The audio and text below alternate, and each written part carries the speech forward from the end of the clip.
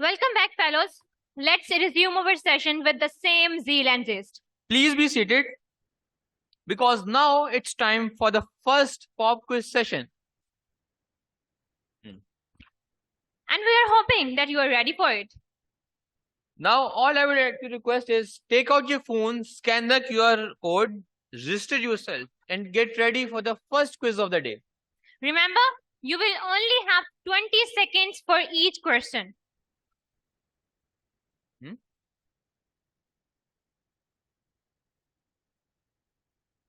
Please remain seated, log in to this QR, and please register yourself for the first pop quiz question.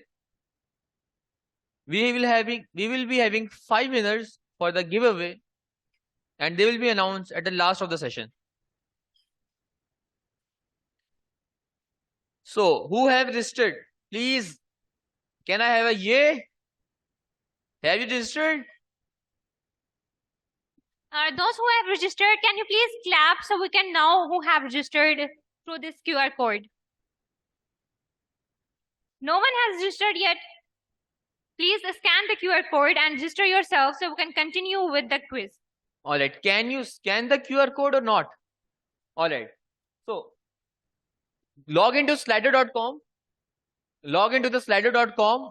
He will be asking for a code. The code is ISCLHR.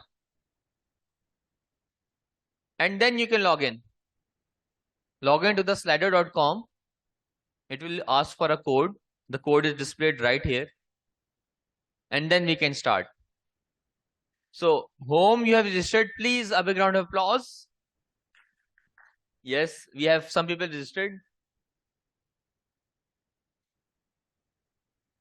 We are going to wait 30 seconds and then we are going to resume with the session.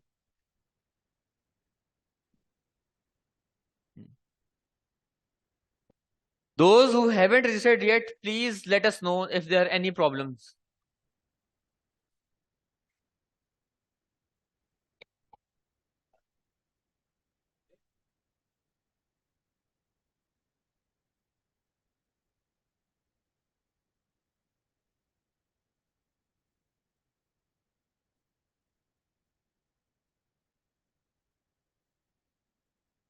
So I hope you all have logged in.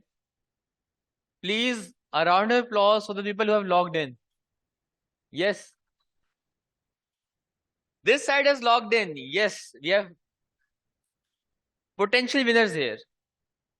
You cannot log into the QR code. Just log into the slido.com. Go to the slido.com. The code is #ISCLHR. The code is #ISCLHR. Please, once again, a round of applause for the people who have logged in and they're ready for the test. All right. Middle and the right portion is ready. The left one is a little bit late. Guys, please hurry up so we can continue. We have 69 participants, 71 participants. 72. Should we start?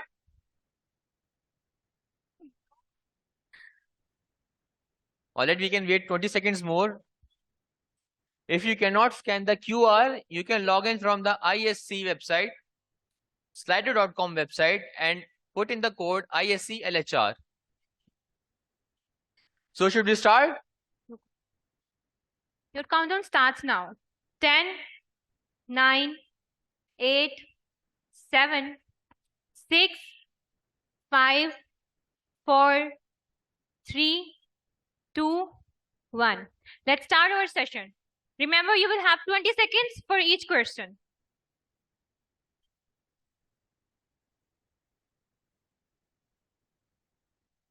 First question in. 10 seconds left.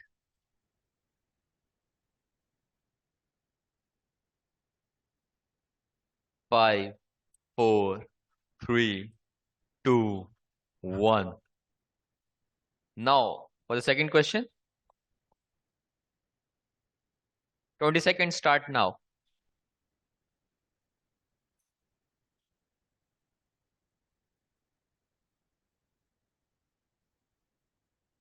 Ten seconds left. 5, 4, 3, 2, 1. Your third question is on the screen. 20 seconds start now.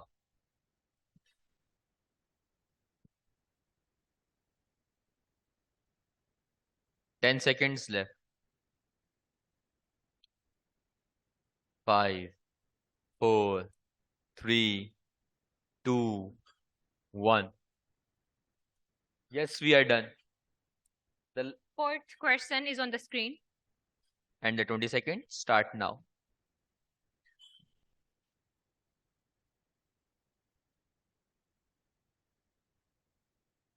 Ten seconds left. 4, 3, 2, 1. We got through that. Now, for the next question, that is on the screen. Last question.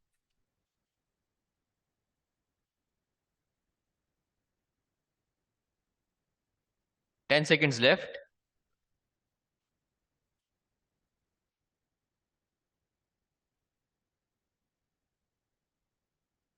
And the time is out. This is the last question now. The last 15 seconds you have got to make a difference. Now remember, the fastest and the correct one wins. 5 seconds left. 4, 3, 2, 1.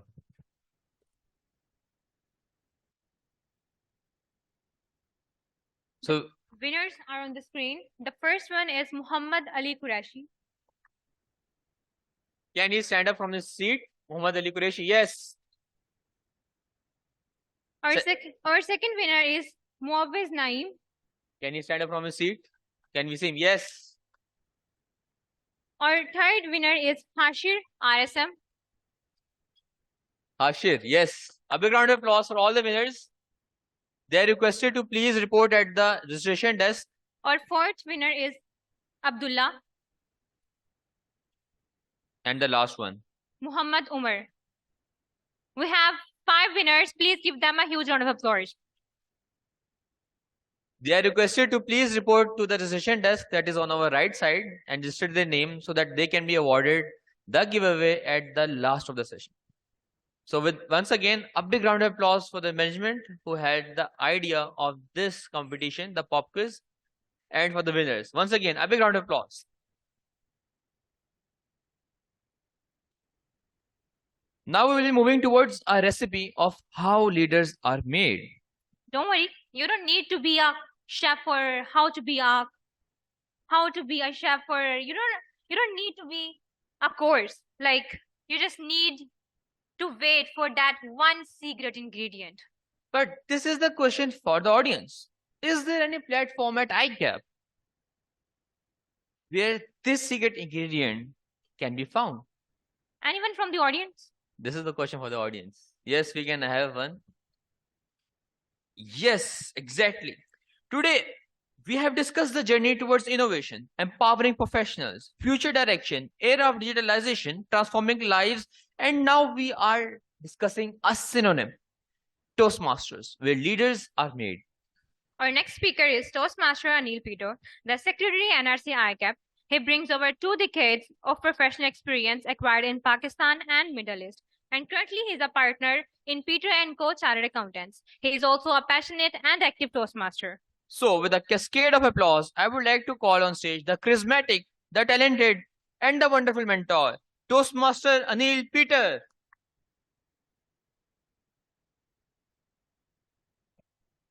Thank you very much. Respected Vice President ICAP, respected council members, regional committee members, fellow ICAP members, very dear students, especially the ones who are joining us from Sri Lanka and Nepal, and all other guests. Assalamu alaikum, good morning, good afternoon, good evening, especially to the ones who are joining us on Facebook from different places. My first question from all of you is, raise your hands if you think that leaders are born. Raise your hands if you think a person needs to be born with a certain skill set and abilities if they need to become leaders. So most of you already feel that leaders are not born, they are made. Is that correct? Thank you very much. So I have less people to convince. The idea is that no human being is born a leader.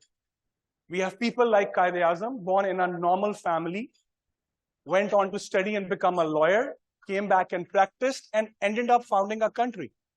And then we have people like Winston Churchill, who used to stammer and ended up leading his country in a world war. Because the idea is, let's look at some of the things which make a leader. First and foremost, in my humble opinion, is emotional intelligence. Now, that is something, a term which has been recently coined, but that skill set or the idea has always been there. And what is emotional intelligence? To interact with people based on their backgrounds, their knowledge, their expectations. Because that way you can connect with them in a better way. The way I'm speaking to all of you will change if I'm talking to a class of grade 8 students. And that is something which is very important, which enables a person to become a successful leader. The second thing which I think is important is integrity for a leader. Obviously, you need to trust your leader. You need to be able to make sure that your leader is somebody who has your trust and will always be able to commit to and stay on his words. And the last and foremost is communication. Communication is the simple art of telling, sharing, talking, connecting with people. Which one of these three skill sets is a person born with? None. You can develop, you can learn emotional intelligence. You learn about morals as you grow from society, from your teachers, from your parents, from your colleagues. And you definitely learn communication skills as you go on. Another question. Out of these three skills that are required for a successful leader, which one is the single most important in your humble opinion? That even if the other two are there, if that skill is missing, a leader may not be that impactful or successful. Which one of these is that skill? Integrity, communication, anybody else? Communication, 2-1. Integrity, 2-2. Integrity, 3-2.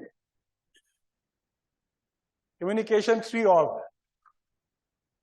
So what I'm hearing is a lot of people think that integrity and communication are at the same level. Integrity is something which is within. Until I speak or act, you do not know or you cannot judge if I am a person of integrity. For that, I need to act, I need to speak, I need to communicate. And doesn't matter how good I am in emotional intelligence or integrity. As a human being, if I'm unable to interact with you, if I'm unable to express my emotions, my message with you, I cannot impress you as a leader. That's why sometimes, even if a person does not have an integrity, they may succeed initially as a good leader if they have good communication skills. Yes, later on you'll find out that that person lacks integrity, and because of that, you'll start losing respect of that person. But due to their good communication skills, they will impress you as leaders. And what is involved in communication skills? What are the key attributes in communication skills? One thing which is most important is vocal variety, how we speak. The choice of words, the change in the voice, raising it, lowering it, making an impact with your voice, how to control your voice. The second is your body language. If I'm talking to you like this or like this, the impact suddenly changes, right? Is it the same?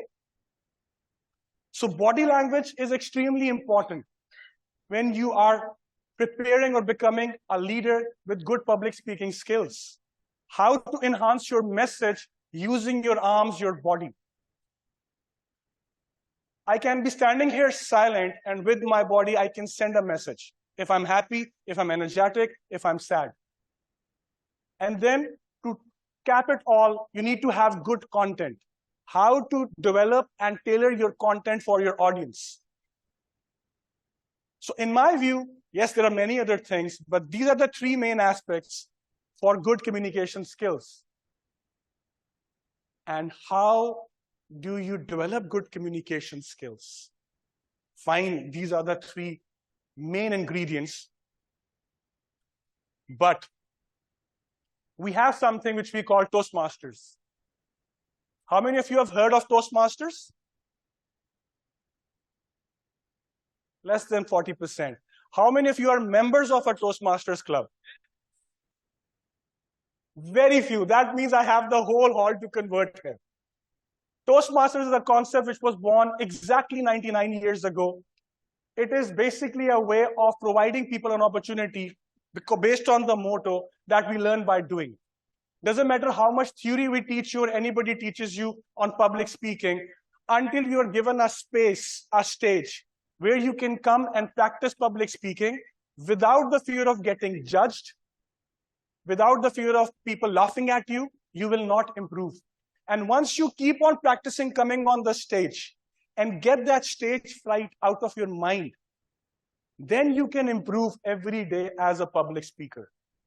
And that's why the concept of Toastmasters is extremely successful all over the world. In 99 years, it has more than now, currently, 270,000 plus members in more than 148 countries across more than 14,300 clubs.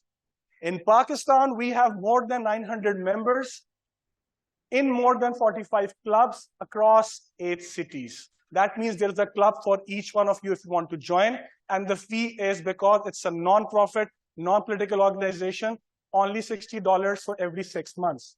And the best part, if you take membership of any one club, it entitles you to attend a meeting free of charge as a member of that club in any of the 14,300 clubs in the world. People from Nepal or Sri Lanka, if you're a Toastmaster Club member, you can attend a meeting in Pakistan of any club like a member, and vice versa for the people of Pakistan. So please, ladies and gentlemen, if you want to become better leaders, it's something which is learned, leaders can be made. Please invest in yourself, join Toastmasters. Thank you very much. God bless. Pakistan, Zindabad.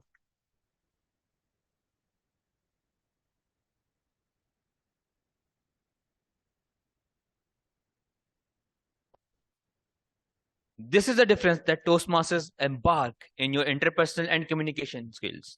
Thank you, Toastmaster Anil Peter, for informative and captivating talk. A big round of applause for him.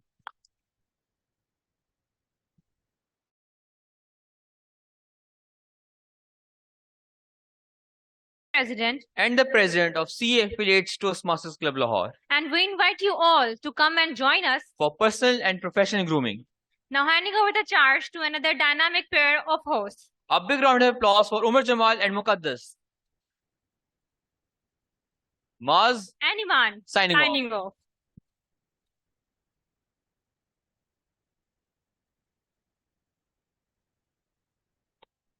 Good evening, everyone. I hope I'm audible.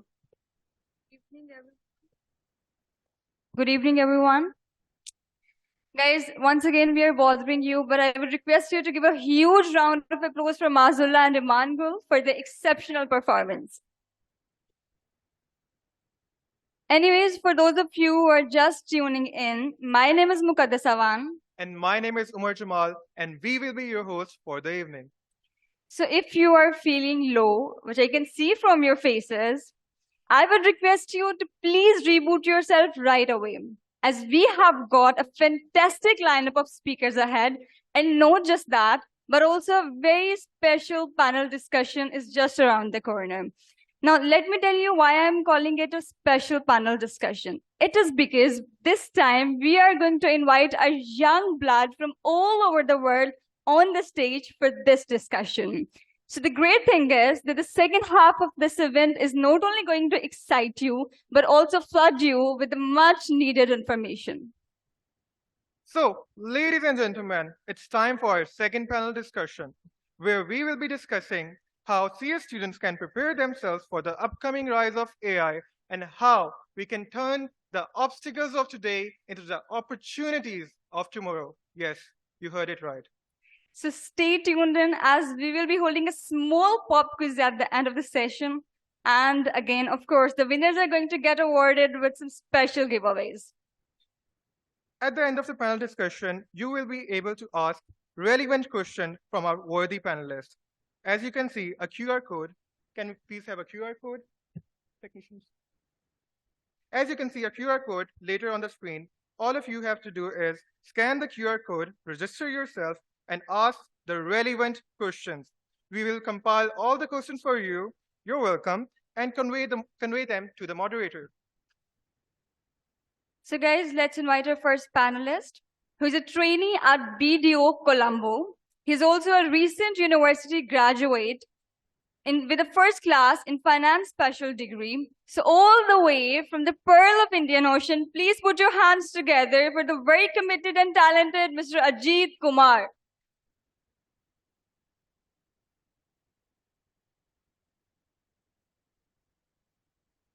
For our next panelist, currently she is a CA finalist student at the Institute of Chartered Accountants of Nepal, coming all the way from the city of glory, Kathmandu. Please help me welcome with a huge round of applause, Miss Poonam Sharma.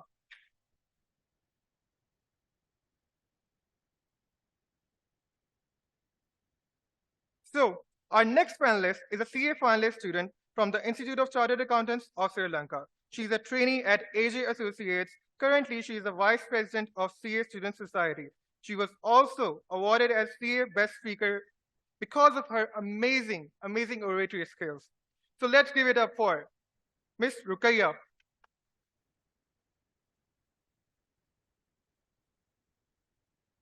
Our fourth panelist is a CA finalist, and he's a 21-year-old CA finalist from Institute of Chartered Accountants of Nepal. So from the country of Everest, in your huge round of applause, please help me welcome Mr. Prateek Gilal.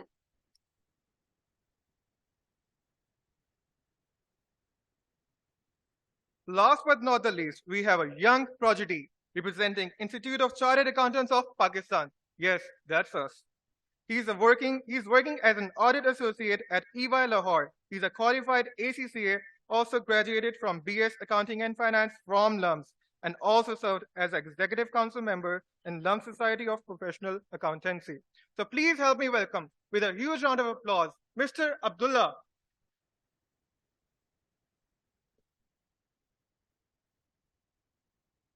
And now, when we have our all four panelists with us, it's the perfect moment to introduce the moderator of the discussion. The lady who I would request to join us on the stage is a senior associate at Ferguson PwC Lahore. She's a published author, a dynamic public speaker, and a social activist. Plus, she is doing research on AI tools to improve the quality of her work. So in your huge round of applause, please welcome the very graceful and talented Ms. Fajr Nadeem.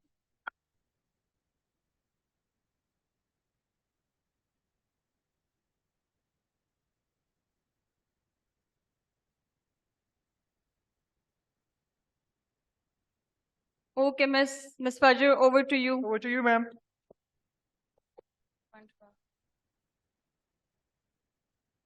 Good evening, everyone. Thank you, Muqaddas. This was such a wholesome introduction. Ladies and gentlemen, we've been hearing about artificial intelligence since the morning, but she's already told you, but I'd like to focus on the point that this panel discussion is specifically to understand the point of CA finalists and students and how organizations are playing their part to instill the concept of AI in students. So all of you are ready? My first basic question would be from our panelist from Sri Lanka, Rukaiya.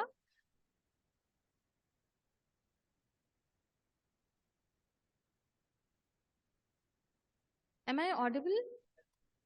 The entire, okay. Although Zishan has already shed light on the concept that technology is not going to make us lose our jobs, but I want to know your point of view and how your country is, taking actions for accountants to stay and progress in the future and to secure their jobs in the future. So I one from the Indian Pearl of Ocean. Ladies and gentlemen, this is Rukaya, and thank you for the question. So when we take AI, it is a widely spoken topic in today's context. So I am really appreciating Pakistan for choosing embracing AI because it is a really trend-setting topic in today's context. So automation has been done in the firms and in the curriculums in CA Sri Lanka. So you wanted to know about what CA in Sri Lanka has been adapted to AI. So if we take CA Sri Lanka, we are adopting CA Sri Lanka, they are incorporating AI, the technological aspect in our curriculum. So if from the very basic level, students in CA Sri Lanka are being incorporated. It is incorporated in the curriculum, the IT. It is one major thing that we have to adapt to and incorporate in our curriculum. So when we take CA Sri Lanka, they focus majorly on the IT sector plus the communication skill, which is both parallelly very vital for students, especially in accounting field. So CA Sri Lanka, we conduct sessions, training programs, and many other training stuffs to engage the students and make them aware of the technological advancement and the AI aspects. So overall, I would say we can't fully say that AI will eat the jobs. We can't say it because, like, just as a keynote speaker said today, AI is not going to take away the jobs.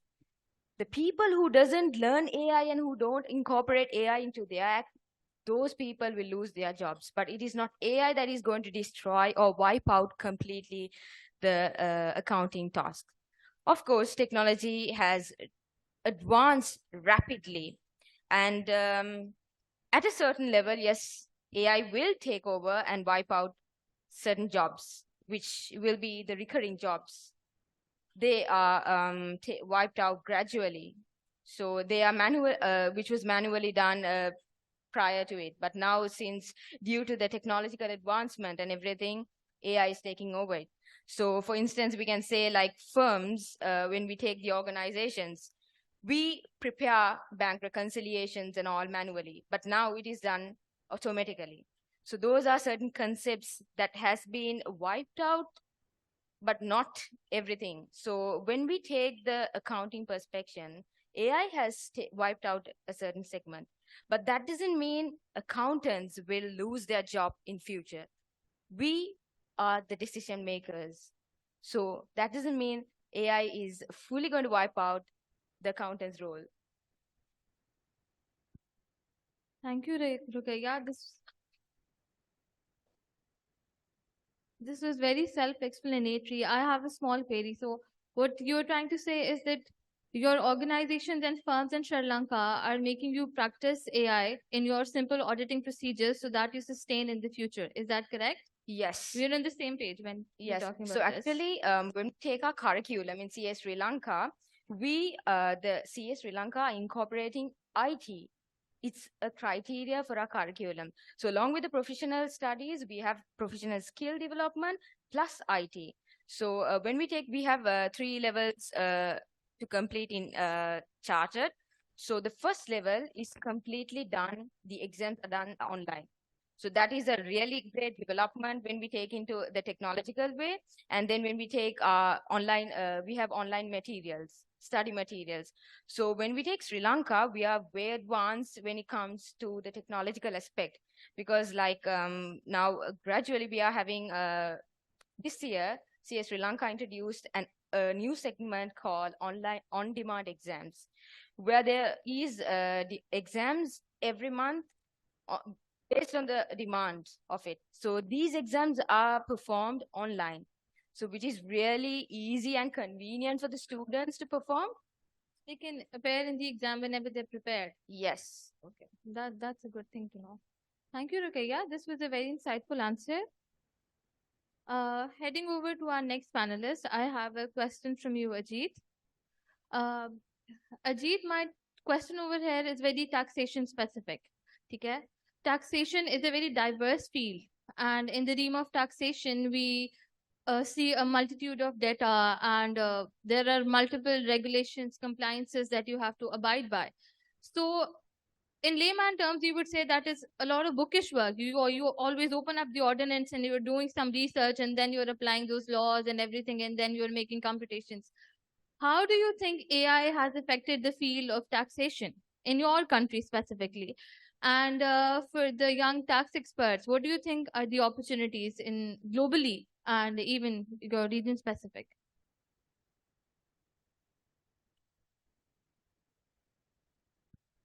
Ayubowan and Vanakkam, Pakistan. I am Ajit Kumar from Sri Lanka.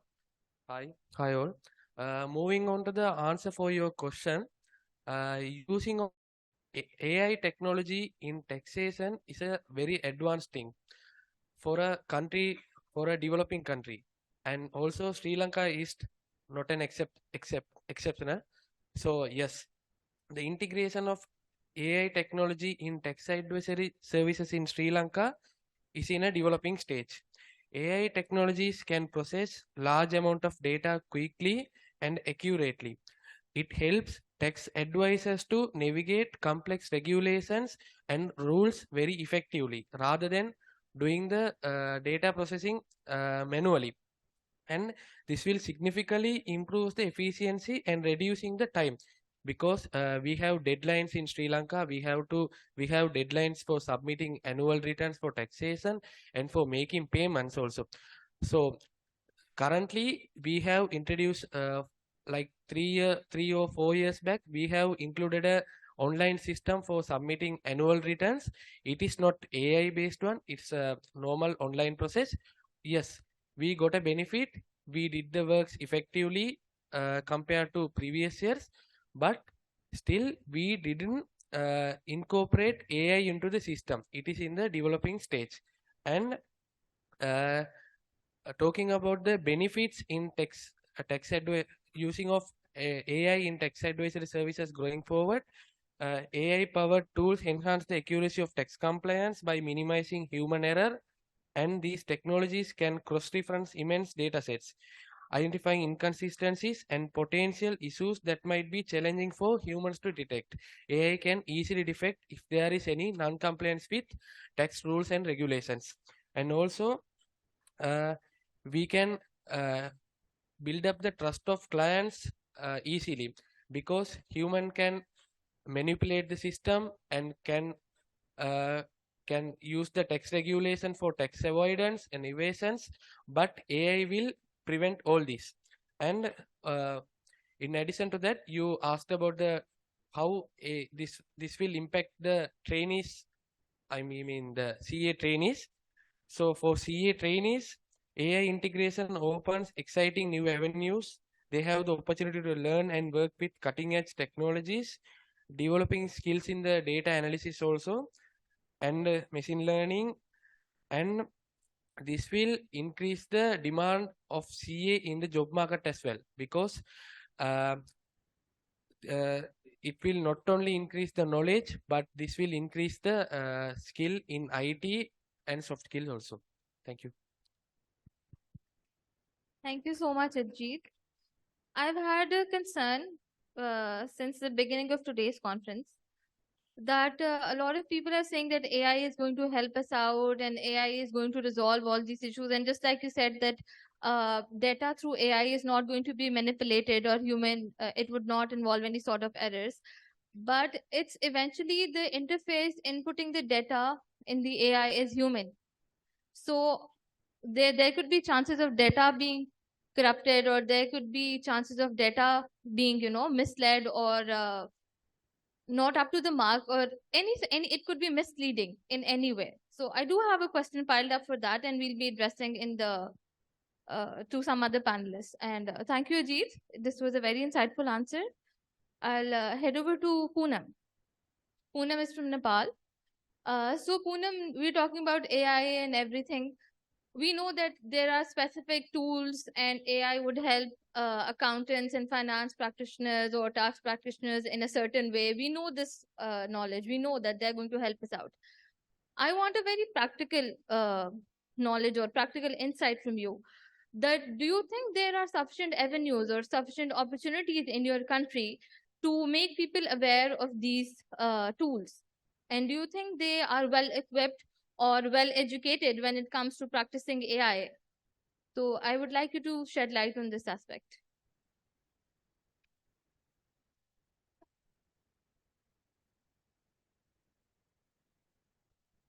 Am I audible? Thank you for the question, Azhar. Assalamu alaikum, Pakistan. I hope I am pronouncing it right. Yeah. So greetings and a very good evening to all the audiences and my fellow panelists. I am Poonam Sharma representing Nepal. But first of all, I'd like to thank Chartered Accountants Student Association in facilitation with Northern Regional Committee of the Institute of Chartered Accountants of Pakistan to organize this conference where students like me can participate and showcase their abilities. Secondly, I'd like to thank my country, Nepal, for sending me here because I got a chance to meet a lot of friends. I would say friends, teachers who are here to support us. As for the questions, you are asking me the avenues which are applicable, right?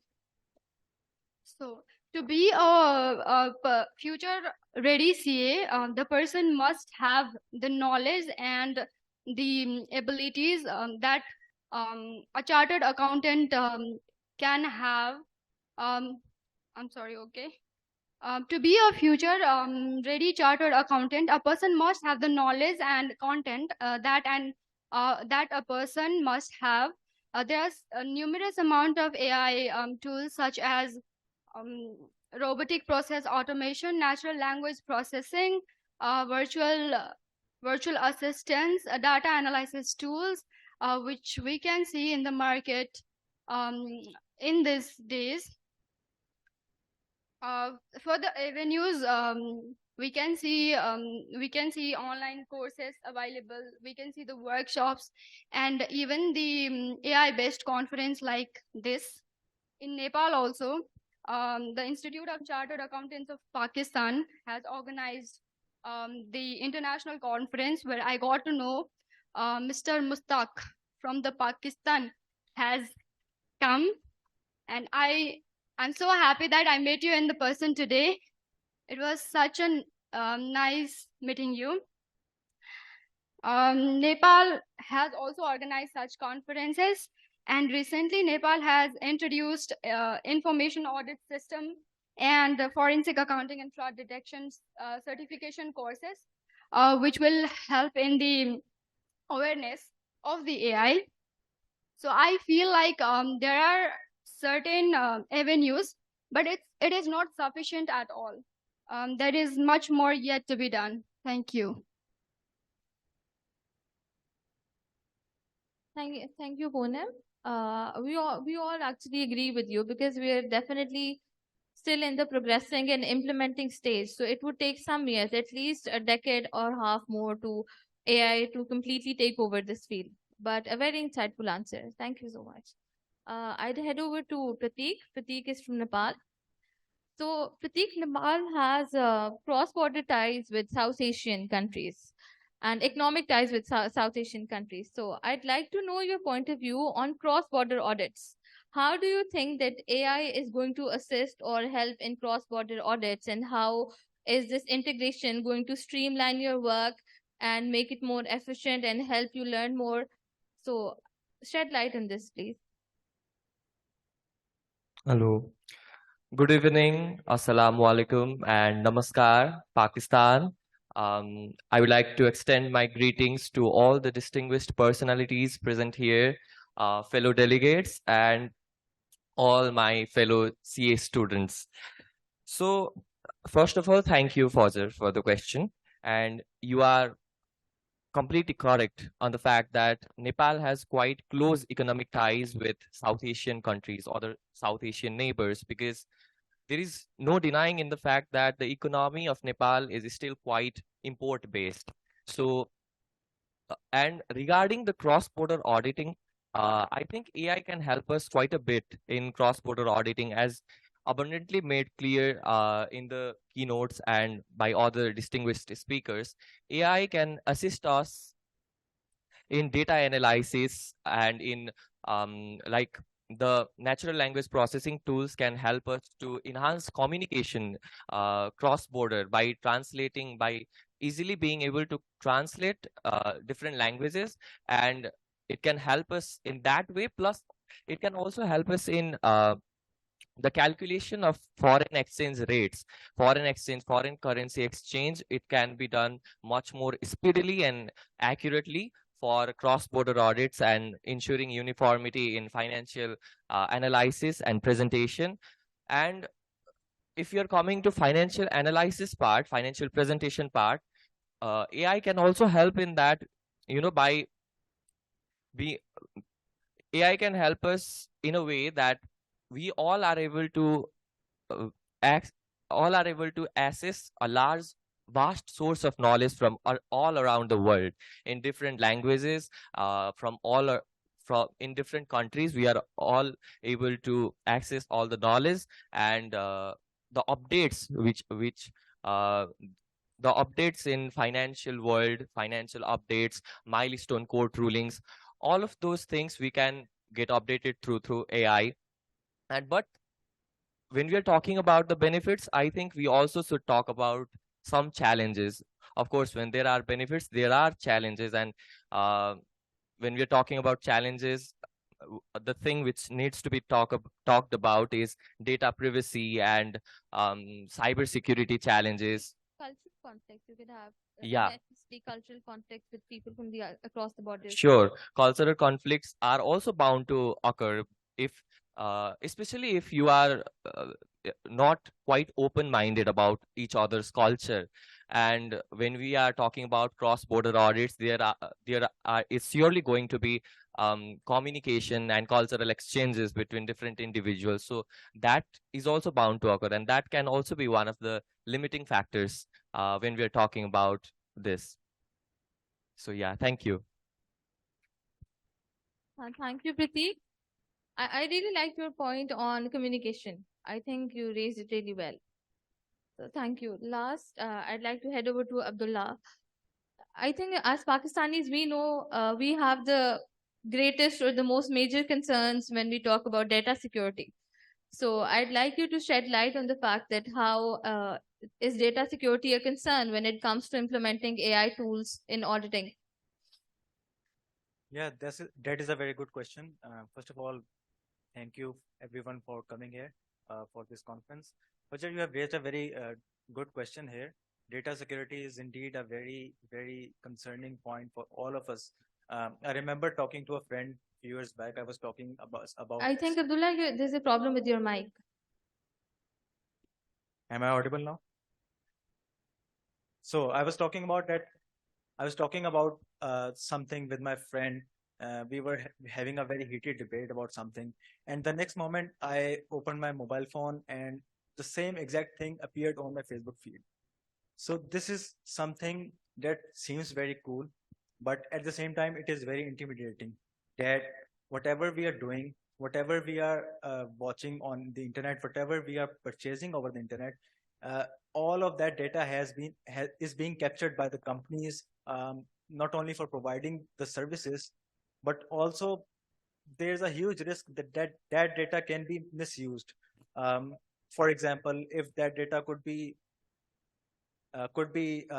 taken over by some people who have malicious intentions, that data can be used against us. So the concern about data security is very, very alarming. Data security is something not only the accountancy body should look at, not only the regulator should look at, but also we as chartered accountancy students, chartered accountancy professionals should also look at.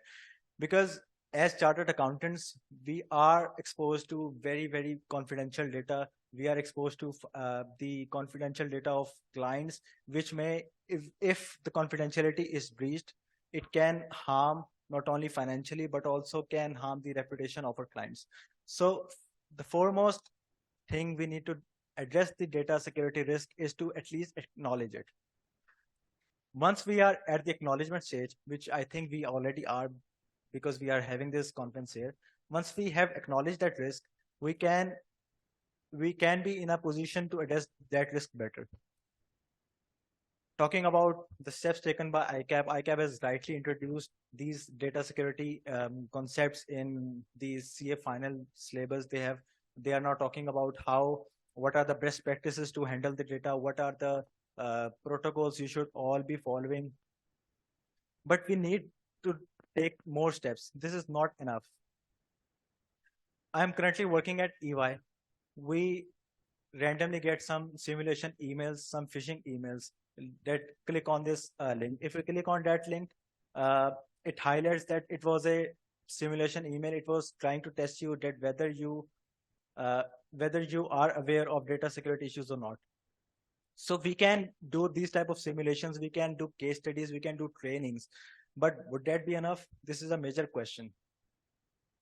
So we as a students, yes, we can play our part, we can follow the protocols, but as the chartered accountancy bodies, they have to lean forward, they have to take on, they have to put on some rules and regulations so that we as professionals are in a better position to provide a more secure environment. And one of our fellow panelists were talking about cross-border audits and cross-border services. Cross-border services also create a very major data security issue. For example, if we talk about European Union, they have very strict laws about what type of data can be transferred to outside of the European Union and what type of data cannot be transferred outside European Union. Sadly to see, Pakistan do not have such regulations till now. So the regulators would also have to step forward and at least start thinking about having these regulations, because the world is evolving very fast. And if we want to keep up our pace with the world, we have to start thinking at very broader terms. Thank you, Abdullah. This was very self-explanatory. What I'm inferring from it is that at the end of the day, everything has a cost. Everything comes with a cost. So if you want to enjoy the benefits of AI, or if you want to enjoy the privilege of artificial intelligence, then you definitely have some risks involved, and all we can do is minimize them. You cannot eradicate them completely. You can just work on them harder to minimize those risks and factors. It is like a two-edged sword. If you handle it correctly, you are going to do quite well. But if you do not handle it correctly, it can harm your own selves. Right, I agree. Thank you, Abdullah. Next up, I have another question from you, Rukaiya. So I'm making this question very specific. I'm not confining it to the whole concept or whirlpool of AI. I'm making it very specific to data analytics. Okay. Since it's a branch of AI, so I would like you to shed light on the concept of data analytics when it comes to risk assessment procedures or audit procedures in your firm specifically, in your region, in your country. How do you think analytics has helped you in this? Yes. So in Sri Lanka, audit firms have increasingly integrated analytics into risk assessment and procedures. So when we take technological aspect in Sri Lanka, the firms are widely expanded, and they have extended the advanced technology in usage. So they utilize the data patterns and the analysis, and they try to integrate it to risk assessment and procedures. So when we take about the conceptual idea about AI and the technology, so in Sri Lanka, the audit firms are advanced in technology. But when it comes to AI, we are in the developing stage still. So even when it comes to audit firms, there are like two categories where it comes to SMEs and the big fours. So in Sri Lanka, the big fours are very advanced because they have the expertise and they adapt to it because they have the resources and the expertise. But in the small audit firms in Sri Lanka, the CS Sri Lanka are training the small audit firms and they are engaging them in the technological aspects. So there is no bridge of gap between the big fours and the smaller firms. So this gap is bridged because we in CA Sri Lanka are trained even if we are from a small firm. So we are well aware of the advanced technology.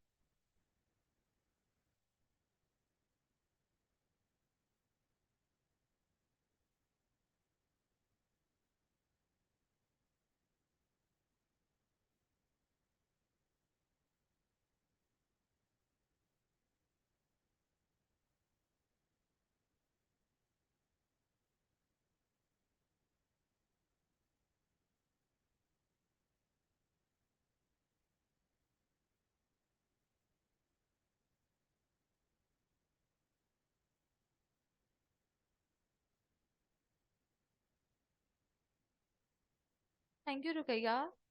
Next up, I have another question from Ajit. Ajit, so since AI was not here since the beginning, so definitely there's a skill gap between how to use AI and how we were initially or formally working. So, how do you think, or can you shed light on the efforts that the institutions or firms are making to bridge this gap, or to, I'd call it skill gap? Can you shed light on this concept?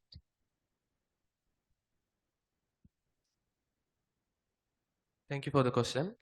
So you asked about two aspects: how the educational institutions works for this, and how the professional practicing organizations works for the works to reduce the skill gap. So in Sri Lanka, educational institutions like CA and the public practicing organizations like audit firms already recognize the importance of upskilling accountant skills in terms of AI in the auditing and accounting industry. For that, the educational institute like the CA Sri Lanka incorporates AI related matters and data analyticals and AI tools, technology modules into the curriculum.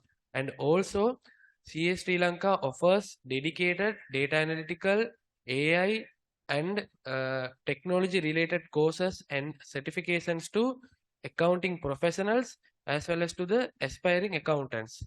It will ensure that current accountants and the future accountants' skill in terms of AI and technology will not reduce. Also, when it comes to audit firms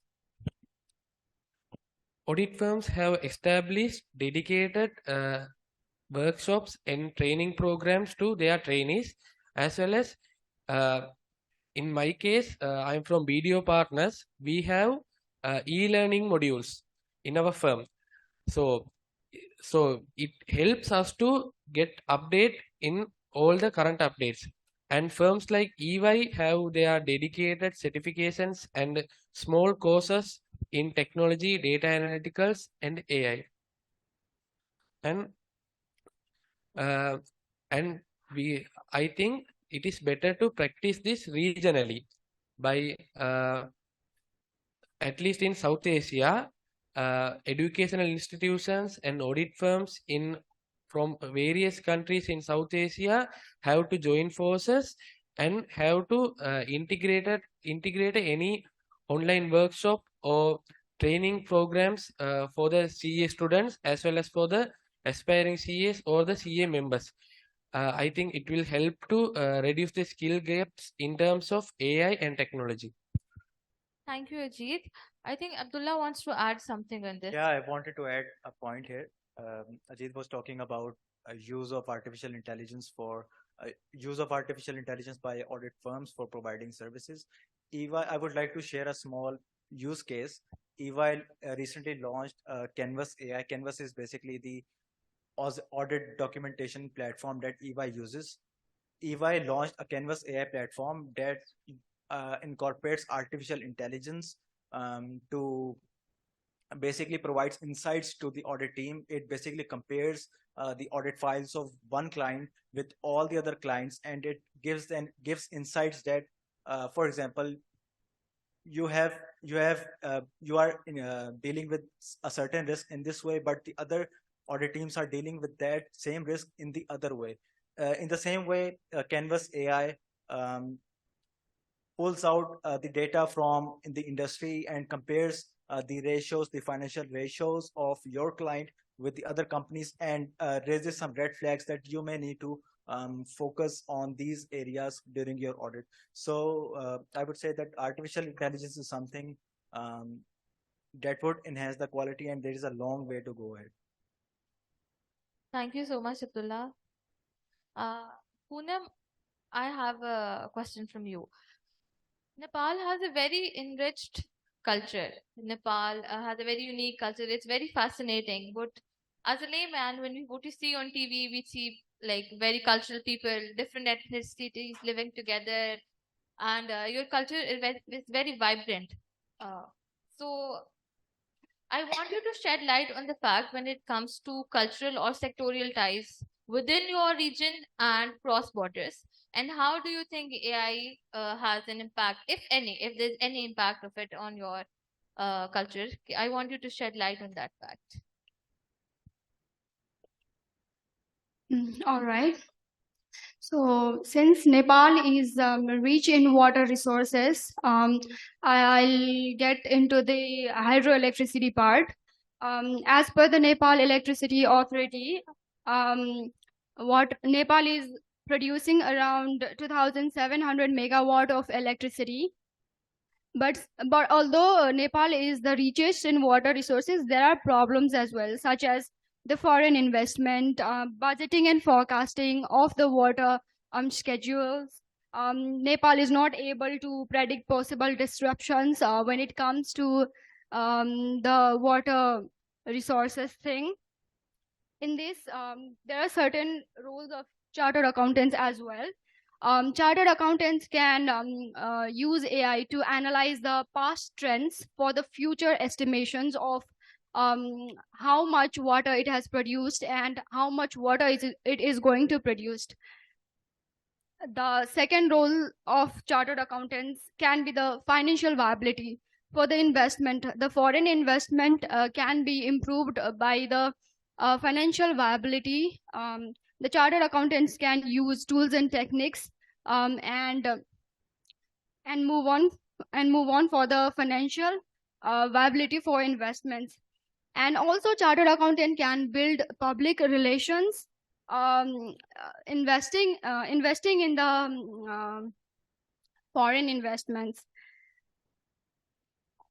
And the role of chartered accountant is very much crucial because accountants can access and manage financial risk associated with hydro power projects, including capital expenditure, regulatory compliances, and revenue uncertainties as well. Thank you. Thank you, Poonam. Ladies and gentlemen, am I audible? We have a very strict deadline, so we have to wrap up the session, but I'd like to take one last question from our delegate from Nepal. Prateek, I want you to shed light on the concept of integrity when it comes to it's quite similar to when we were talking about data security, but I want you to be more specific when it comes to integrity, because there are many negative aspects related to when it comes to AI. But people can be lethargic, people would not want to work. You delegate a lot of work, you become lazy, and then you're not checking on most of your data. So does count as integrity when it comes to your professional duty and your professional work. So I want you to shed light on the concept of financial integrity while implementing AI. Okay, so when coming to financial integrity, I would like to cite a particular example. So we have this system of unique document identification number in our country in audit reports. So this is a unique number which is generated by the auditor. Before issuing the audit report, they generate this number, and this number has to be there in the audit report in order to validate the audit report. So that number actually is synchronized with the tax system, integrated tax system, so that if the number is not same or correct, the tax system does not allow the person to file tax return. So I think in future we can also integrate this system in other fields and departments, like even company registrar system, in security board, so that AI can help us in ensuring financial integrity in this way. But the inherent limitations of AI, which are obviously, as discussed earlier, the cybersecurity and data privacy part, this has to be addressed with adequate regulations and policies in our part, and that can be done with discussions and conferences like that. That is what I think. Thank you. Thank you so much, Pradeep. And thank you all the panelists. It was a very fruitful and insightful session. Thank you so much. Thank you, Fazal, for your Thank you. questions.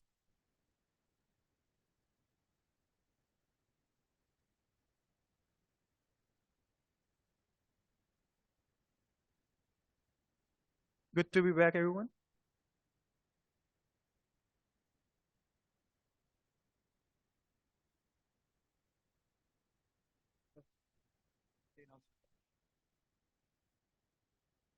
Guys, we have a very special guest with us. Sir Jaffer has just joined us, so please welcome him with a huge round of applause.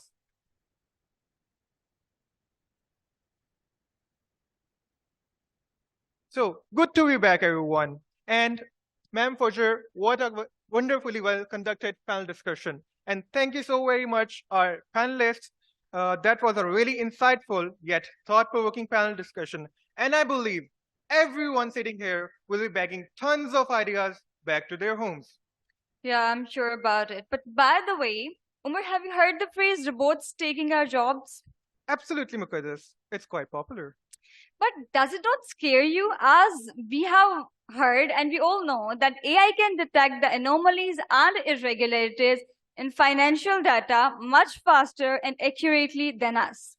And don't get me started on how many times we use ChatGPT for writing our professional emails, for website codes, and even the MOC scripts. Haha, good point. But I really believe AI is just there to support us. It's just like Robin is to Batman, while Robin's responsibility is just there to help Batman, while all the key decisions are made by Batman himself, which is us. Yeah, right. I see where you're coming from. So tell me, everyone, how many of you have seen the movie Spider-Man? Please raise your hand.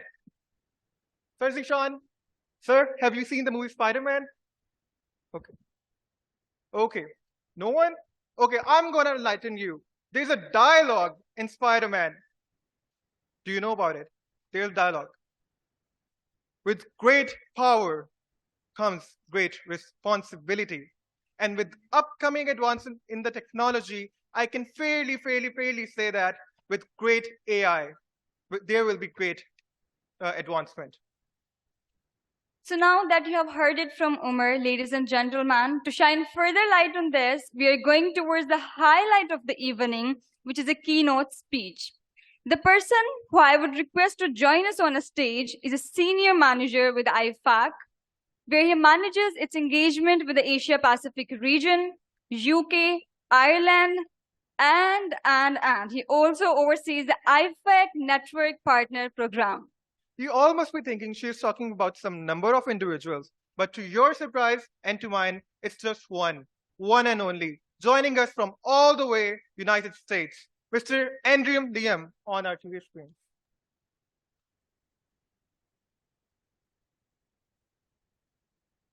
Our technical team will be right there with you. Thanks. Can you all hear me? Yes, we can. Okay. Should I start? Sure, sir. Okay, thanks. Hello to everyone, and my heartiest congratulations to the Institute of Chartered Accountants of Pakistan for the invite today. I acknowledge the invite by Mr. Asad Feroz, Vice President ICAP. I'd like to acknowledge the other speakers, panelists, and presenters today for their contributions.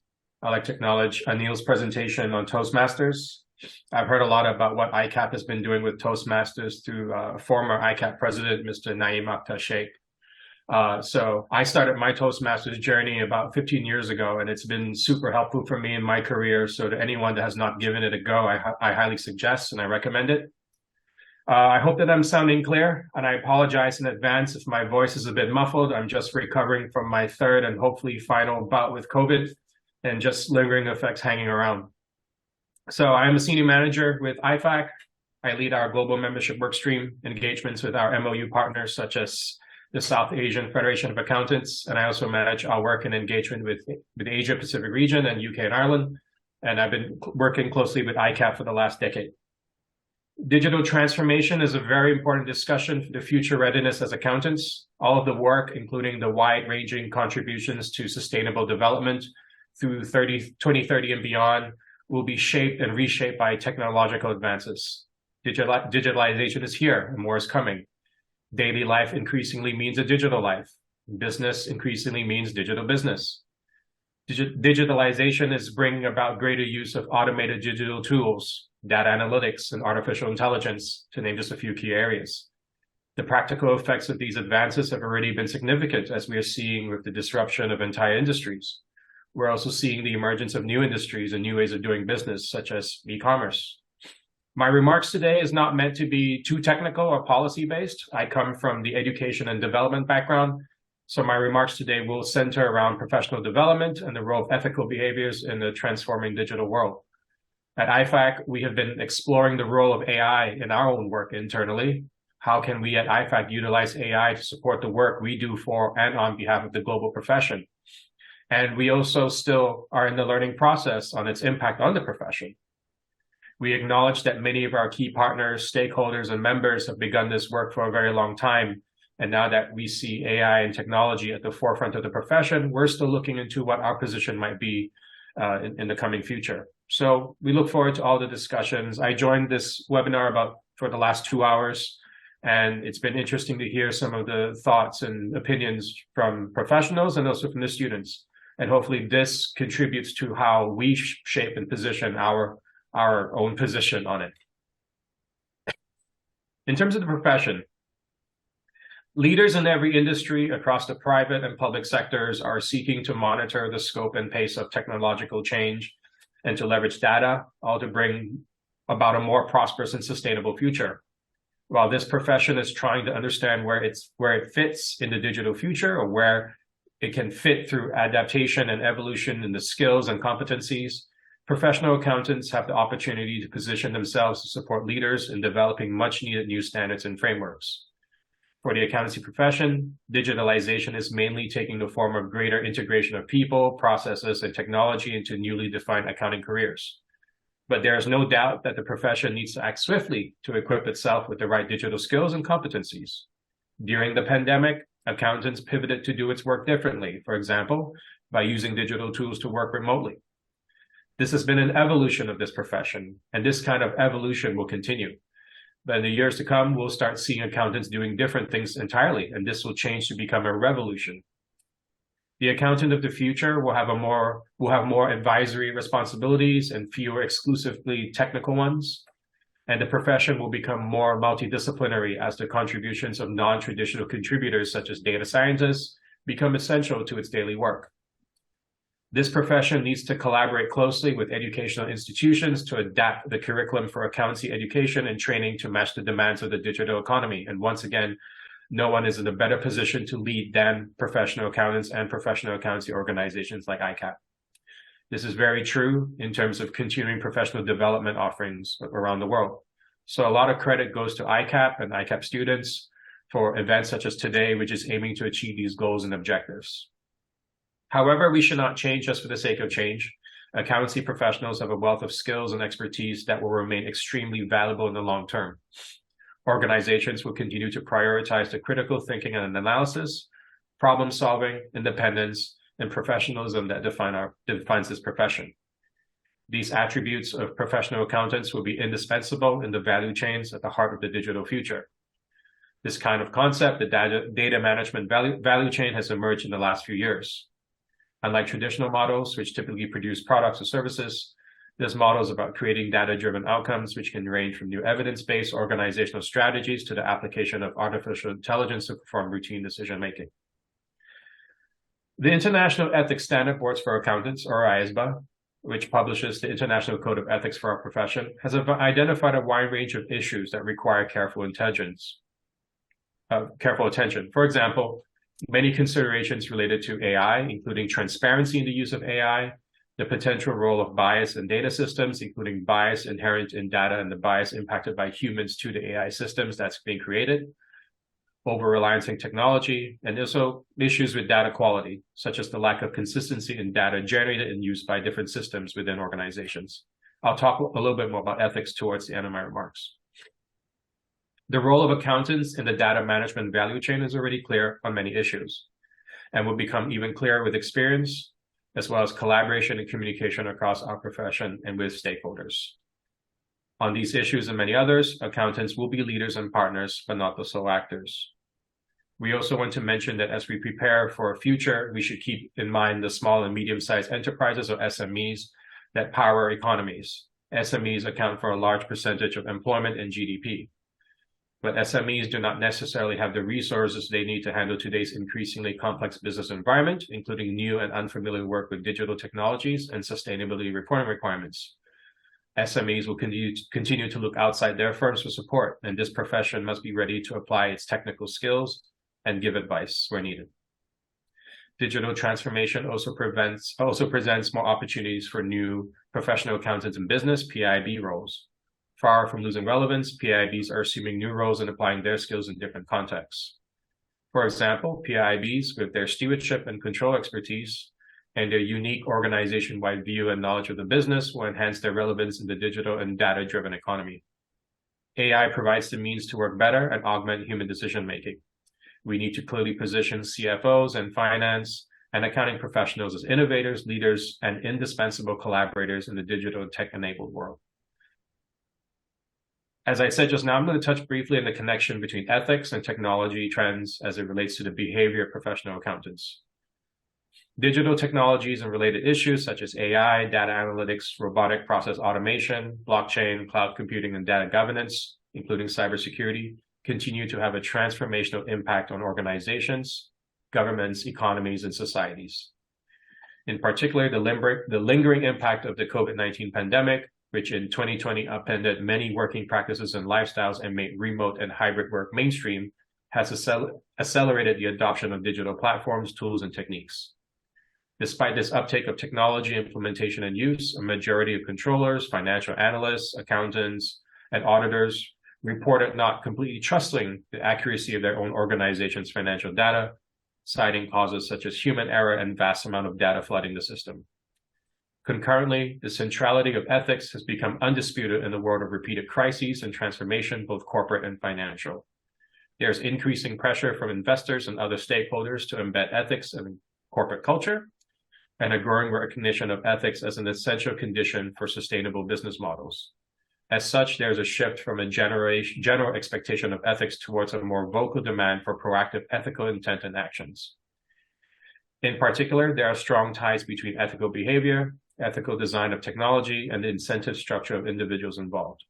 Against this backdrop, ethical decision-making has become more important than ever to reinforce public trust in this semi-virtual dynamic environment. Professional accountants, with their responsibility to act in the public interest and to adhere to ethics principles and professional standards, are therefore well positioned to enhance this trust through their work and the organizations and clients they support. It has been observed that audit committees and risk committees are increasingly being asked about their organization's consideration of either developing or implementing new technology. Professional accountants are seen to be ethical leaders who have an opportunity to uphold and promote integrity and objectivity as part of ethical guardrails around innovation during their organization's digital transformation. Professional accountants can do so by relying on their skills, values, and behavior they bring to the professional activities they undertake, including adherence to ethical principles and encouraging an ethics-based culture. It is therefore essential for professional accountants to be at the decision-making table and to help oversee or at least participate in the implementation and ongoing operations related to emerging technologies. It is sometimes, however, observed that many professional accountants are generally not substantially involved in the decision-making process for selecting technologies to be developed or implemented within their organizations. This lack of involvement might be enhanced by professional accountants being more appropriately upskilled in emerging and innovative technologies and gaining sufficient data fluency to understand the critical concerns and ask the right questions. This will also help ensure the ethics impact of technology deployments will be considered early in the process rather than post-implementation. It is observed that when professional accountants are indeed involved in decision-making, for example, generally small and medium-sized organizations and practices, sometimes they may lack the relevant understanding of the technology which they are dealing with. This sometimes might result in the potential misidentification of the risks and controls pertaining to such technology and a lack of professional competence to determine if the technology or the outputs are appropriate or reasonable. It is noted that the potential for miscommunication with, for example, software developers and technologists also increases when professional accountants are not appropriately skilled. So in order for ethics and compliance with laws and regulations, for example, data privacy, cybersecurity, and so forth, to be more fully considered in strategic decisions when organizations contemplate developing, implementing, or using technology, appropriately skilled professional accountants should be encouraged to be involved during design. Professional accountants should be aware of and transparent about the level of competence they have with different technologies. Accordingly, at the decision-making table, professional accountants can add value by identifying design needs and specifications that help a business function, proactively considering the design process and the potential for unintended consequences, questioning assumptions, including the bias in data in the design of systems, and assuring that policies and procedures are in place. When issues arise, there's an expectation for professional accountants to take action. In particular, some stakeholders have stressed in the past that the importance of professional accountants having the moral courage to speak up when there's pressure to breach the fundamental principles in the context of developing, implementing, or using emerging technologies. This includes educating others on ethics issues in technology and fostering a business culture where it's safe to raise issues and concerns. And it's important that stakeholders have noted that importance of not conflating professional ethics with morality. For example, considering the merits of professional accountants working for legitimate enterprises and industries that some might consider objectionable, such as weapons or bioengineering, was deemed more of a question of individual morals and professional ethics. Nonetheless, due care in evaluating the implications of decision-making on professional ethics is still expected regardless of the organization. The business world today is dynamic, complex, broad, with many gray areas. The vast amount of data that's available far exceeds the human mind's ability to process and understand it. There continues to be significant changes and developments in technological innovation, as well as in standards and regulations. Against this backdrop, the competence of professional accountants needs to adapt to meet the profession's responsibility to act in the public interest and to rise to opportunities. This competence gap is not limited to professional accountants, of course, but rather is also relevant for all actors in the business and finance ecosystem, including regulators. Professional accountants have a great deal to keep up with, and there's a growing need to use technology to manage complexity and leverage opportunities arising from emerging technology and the availability of data. Specific to professional accountants, many view traditional accountancy skills as core table stakes, whereas more breadth in both technology, upskilling, and enhancing professional skills is seen as being a priority. It is very important for professional accountants to recognize that developing, implementing, or using technology is not an IT department issue. Professional accountants need to have sufficient competence to ensure their opportunity to be part of the decision-making process. So just to re-emphasize the behaviors for professional accountants, objectivity and being objective. A professional accountant is required to be objective, which means to exercise professional or business judgment without compromise, by bias, conflict of interest, undue influence, or undue reliance on individuals, organizations, technology, or other factors. Going back to the code of ethics, even it does prohibit a professional accountant from undertaking a professional activity if a circumstance or relationship unduly influences the professional accountant's professional judgment regarding that activity. Be mindful of the bias in data and decision making.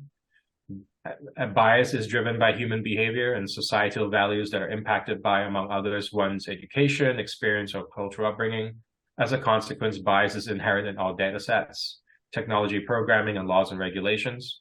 Professional accountants should seek to understand how bias is identified, considered, and mitigated in the creation, capture, and analysis of data and systems, including how the human element impacts AI training. Asking appropriate questions, analyzing output to facilitate such understanding are key to mitigating the effect of bias. Consider the development of additional guidance related such to risk and how it can be identified and mitigated as needed. Be careful of being over-reliant on data. There is a need to mitigate automation bias and over-reliance on technology. Professional accountants need to be aware of the various blind spots where errors could occur when digitalizing. Transparency and explainability. Always be transparent and be able to explain the facts and the data that's being presented. Transparency and confidentiality as trusted advisors. Professional accountants bring credibility to information through exercising professional judgment and professional skepticism. Given the increased level of uncertainty that comes with applying many emerging and disruptive technologies, in addition to the complexity of today's digital world, it's important that professional accountants provide or communicate clear information in a straightforward manner to users of their services or activities about the limitations inherent in such services or activities. So, in a way to close, I've ended most of my recent remarks with the same ending. Education is the backbone, the foundation, and the lifeline of this profession. Professional accountants of all levels should take advantage of all the opportunities to upskill. If you're involved in the profession or you are a student member of a professional accountancy organization like ICAP, explore what opportunities there are to continuously educate yourself to take on the challenges of today and tomorrow. Thank you for having me today, and I wish you all well.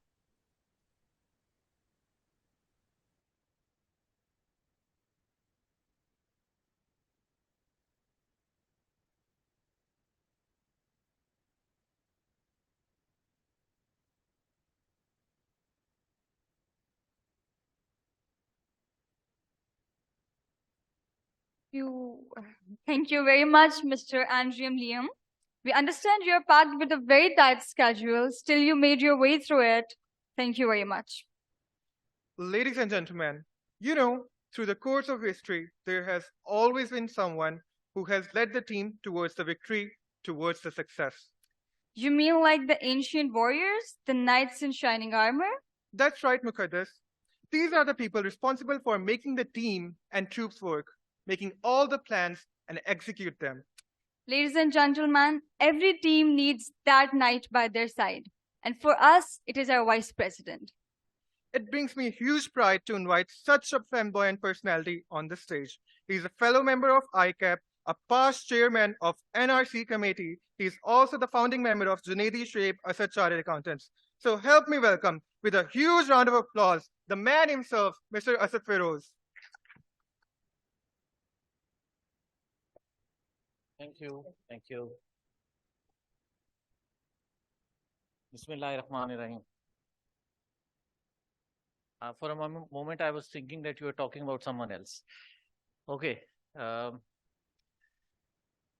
Honorable Jafar Hussain Saab, our past president, our mentor, our teacher, I'm sure for many of us, Mr. Maqbool Saab, council member, Zishan Ijaz, Andrian Lim from IFAC, regional committee chair, Amara, secretary, Anil, regional committee members, honorable members who have come here, our dignitaries from Sri Lanka and Bangladesh who have joined us, from Nepal, sorry, who have joined us, and of course, our dear students. Without you, this would not have been possible. Thank you very much for coming here. Before I go to the formal presentation that I am going to present at a topic given to me, I would like to acknowledge Northern Regional Committee and its Student Affairs Committee.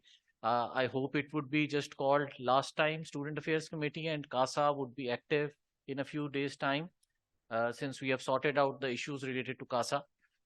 So it is heartening that after almost a gap of 6 years, we are again holding ICAP Student Conference at Lahore. And it is for your learning, it is for your networking, it is for your experience sharing among yourselves, and for the certain people who have been arranged by the Northern Regional Committee. And I think they have chosen an excellent theme for the event, and the organizers of the event deserve a big round of applause.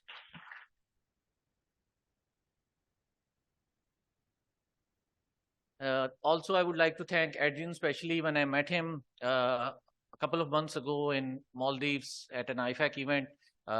It was very nice talking to him, and I convinced him that our students in Pakistan, we have almost more than 53,000 students in Pakistan. Maqbool Saab can correct my numbers. And these students would love to hear from a person coming from IFAC. And Adrian, all thanks to you, in spite of recovering from COVID, you have made it and you have come, and it was a treat listening to you. Thank you. Okay, coming to my topic today. So it is a challenging one. After the experts that we had in the first session, I said to Zishan that probably it's time that I change my topic. It's not my cup of tea to speak on these things when we had such a good line of experts, especially in the first panel, and the keynote speaker was totally amazing. But I will try to link it up, what is happening for you as far as the students are concerned. And I think the overall profession is now being converging. And the two most happening topics, I'm trying to mix them up, and I'm trying to relate them for you, for your understanding, because in the years to come, these will be essentially most important things going forward. Okay. So is this mic active? Okay. So sustainability. So my screen is gone. Good. Sustainability is no longer about doing less harm. It's about doing more good with the same resources. You can see the emissions going out. Yes, the term sustainability that we now resonate or we talk about mostly, in actual fact, it means staying at the same level. We talk about a sustainable environment to start with. We talk about a sustainable living for our future generations. We talk about sustainability in our economic situation, in our governance practices. So sustainability is a very, very important aspect these days, especially because of the climate effects that we are having and the situation that we are having globally. Okay. Let me go back. Yes. The importance of sustainability is huge. And there are three key elements that are very, very related to sustainability. One is obviously the environment, the climate which we are living in. I think more than anyone else, those people who are living in Lahore or in Karachi have experienced a lot of effects. Maybe after 15, 20 days, smog will come in and our lifestyles and the whole way of living will change. We might have to put on again masks. Last year was tough, and this year could be even more tougher. Obviously, steps are being made, but again, that is a challenge that we are facing. And interestingly, probably one of the studies I read, it is just 1% what we have done, what we are facing. The rest is the doing of the rest of the world. So, but we are one of the countries that have been acutely hit by the climatic effects. And then the second part in relation to sustainability is the very important part of the social side, the social inequalities that we have. Again, the social inequalities we have and the social indices that we see, the gender discrimination and the gender parities that we have is again an important area that we need to work on. And then the economic or the governance side. This angle is also very, very important, and we need to look at it, that how we are going to cater to it. Okay. ESG stands for Environmental, Social, and Governance. You can think of it as an analysis framework to help measure and quantify the degree to which an organization is operating in a sustainable manner. Environmental assessment criteria help stakeholders understand an organization's impact on the environment and the climate, like its greenhouse gas emissions, and its management team's stewardship over natural resources, like fresh water. While understanding environmental risk and impact is a big part of the ESG framework, the concept of sustainability in this context extends well beyond just the environment. The S pillar, social, examines an organization's social impact. It seeks to understand how well leadership manages relationships with stakeholders, including fair wages for workers, generating positive outcomes in the communities where they operate, and taking accountability for the actions and inactions of supply chain partners in other parts of the world. The G, as we know, is governance. So, how is the firm led and managed? Stakeholders are increasingly taking note that a healthy corporate governance function can make or break progress in the E and the S realms, but can even create existential threats for business operations more broadly. ESG as we know it evolved from a number of older sustainability-themed acts and frameworks, including EHS, Environmental Health and Safety, and CSR, or Corporate Social Responsibility. But these older frameworks took more of a philanthropic approach, implying that management teams should do good because it's the right thing to do. What's somewhat unique about ESG is that it looks at these issues through the lens of business risk and opportunity, which tends to resonate more clearly with the investment community. These rapidly changing market and non-market conditions have created the ESG landscape as we see it today. This includes the emergence of ESG rating agencies, ESG scores, mandatory public reporting, often called ESG disclosure, and countless sustainability-themed funds and investments. Okay.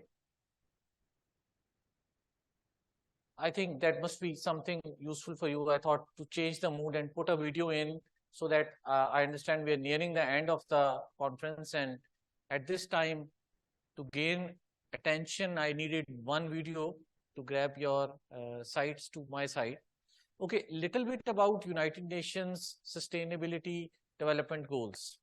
United Nations basically developed the Sustainable Development Goal targets in 2015, and the aim is to improve the planet in terms of the social, environmental, and the economic side improvements by 2030. Okay. I'm giving you a little bit background to you that what's happening regarding sustainability, because again, it would be relevant for you in terms of what is lying ahead. And then I will also link it with AI at the end of my session that we have been talking about since inception of this conference.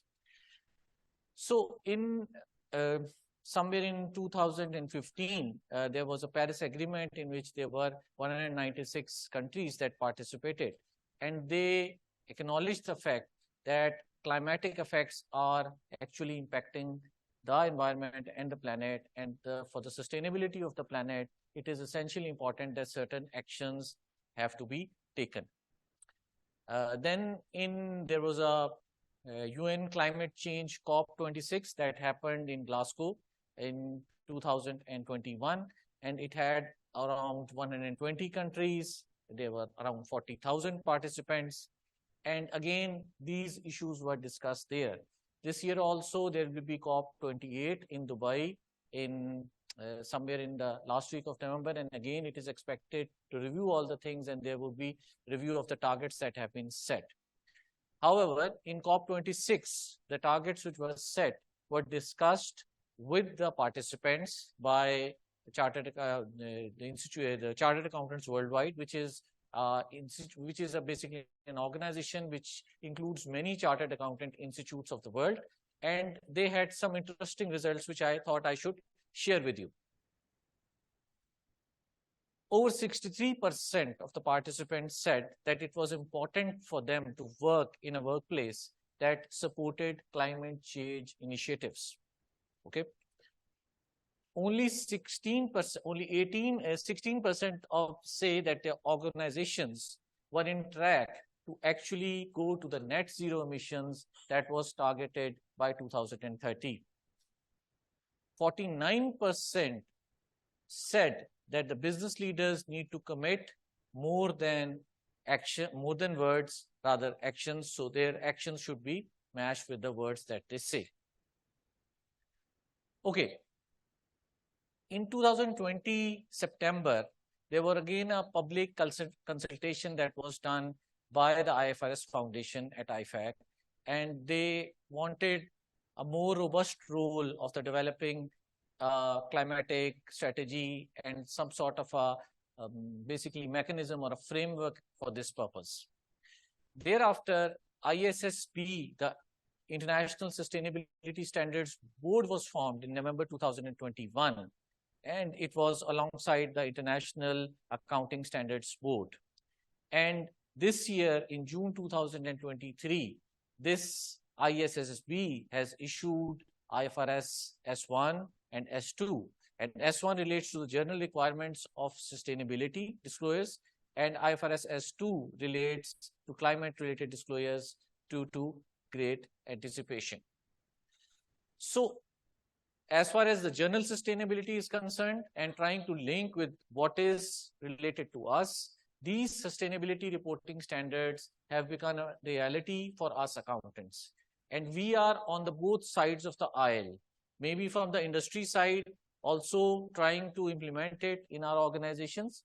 And if we go on the practice side, then again, you have to give an assurance report based on these sustainability reporting standards. So these are interesting and challenging times ahead for our profession, and there are certainly many opportunities coming in. Okay, AI, I think we have been talking about it, AI, throughout the event. Just quick summary that I could see and gather for you was, it is the simulation of the human intelligence processes by machines, especially the computer systems. Specific applications of AI are the expert systems, natural language processing, speech recognition, and machine vision, etc. And I think it was explained in much detail in the first 2-3 sessions. The importance of AI cannot be undermined. And now the sustainability is not about being perfect. It is about making better choices. And now we are trying to link how AI and sustainability can be linked together. And that is very, very important. So looking at the pillars one by one and how we are going to link AI with them, how AI can be used to address the environmental challenges, the climatic changes that are coming in the planet. Again, AI can be used to predict those changes coming in, and appropriate actions can be taken in that regard. The energy efficiencies, I've got a case study of Google. I will share it with you later on. It will tell you that how AI can help in actually getting the energy, using the energy more efficiently. The use of the renewable energy, the wildlife conservation, the impacts in agriculture using the drone technology and other technologies, waste management. Again, there are so many AI related technologies that were talked about in the first session. Natural disaster prediction. Yes, again, AI is very, very useful. We had a earthquake prediction coming in, I think around some weeks back, and there was quite a panic, and there was quite an issue that was there in the media. But if you look at the details that was given by that institute and the way they are looking at the things, again, they are using a lot of AI in making those predictions. And again, that may not be 100% accurate, but again, they are trying to do their best regarding these. Smart transportation, again, AI would be used, and we are talking about driverless cars coming in. So AI is again playing its role. As far as the social equality and well-being is concerned, again, AI has a huge role to play. Online education, you just heard a person who is one of the champions on his side, speaking from the Mother Institute of all Chartered Institutes, IFAC. and he was speaking from New York, and you heard him. We had another person speaking online as well. And we are actually addressing at this time thousands of people through our Facebook live stream. Again, that is again one of the uses that we are using in education as well. Healthcare, we had an example in the panel discussion regarding the diagnosis being made using AI. Again, easy access to credit. Now banks and financial institutions in the world are actually considering, and they are being actually asked by the UN and other regulators to ensure that those organizations who are meeting the sustainable environmental goals to give credit on a lower rate and to incentivize all these initiatives. Again, job opportunities, working from home and things like that are now becoming a norm. And again, it is one of the usage. Language translation. For us, sustainability, IFRS 7, IFRS S1 or S2 would be like actually Chinese. We were talking a day earlier as well, a day before as well. It is more like Chinese language. We don't understand it. But nowadays, the things have really changed. You go to maybe France, you go maybe to China, and you want to translate something. You have so many options. The Google Translate was the first one to be there, and now there are so many other options available. So things have changed. Disaster management, I've already talked to you. And again, in terms of the governance, AI is also playing a major role. Data analysis and the decision support systems are now in place. So many predictive analysis can be made. Public service and chatbots are now available. Even in Pakistan, you see many government websites. You enter there and there is a bot that is available who would be asking you a question. May I help you? Is there any question? So it is being done even in our country as well. And obviously in the developed world, way more ahead. Fraud detection, we got this example in the panel discussion as well. Again, AI can be very useful there. Cybersecurity is also very, very important example in which I think AI can actually help a lot, because cybersecurity being we talking about so much of data collection, data mining, and all of the things that are happening are taking things online and putting on the cloud somewhere. And cybersecurity has a huge role to play. Law enforcement, we have examples in Pakistan. We have criminals being arrested through the use of AI, the cameras that are being used to identify people, matching with our better database of NADRA as well. So it is being used locally, and it was also demonstrated by the panelists earlier in the session as well, and also in the regulatory compliances, and obviously the bureaucratic functions will be reduced because of all this. I would quickly like to share with you a case study of Google's DeepMind and energy efficiency. What happened was that Google's DeepMind, which is a subsidiary of Alphabet Incorporated, actually applied artificial intelligence for reducing the energy consumption and emissions from a data center. Basically, the data centers do consume a lot of energy, and the emissions need to be controlled. So what they did was they actually reduced these emissions by 30%, which is quite a lot using the AI. And again, it is one of the key examples how even companies like Google are using it for their own benefit and for the benefit of a sustainable planet that is going ahead. So sustainability efforts can be more when driven by AI systems that continuously adapt to changing conditions. And I think it is very, very important to understand.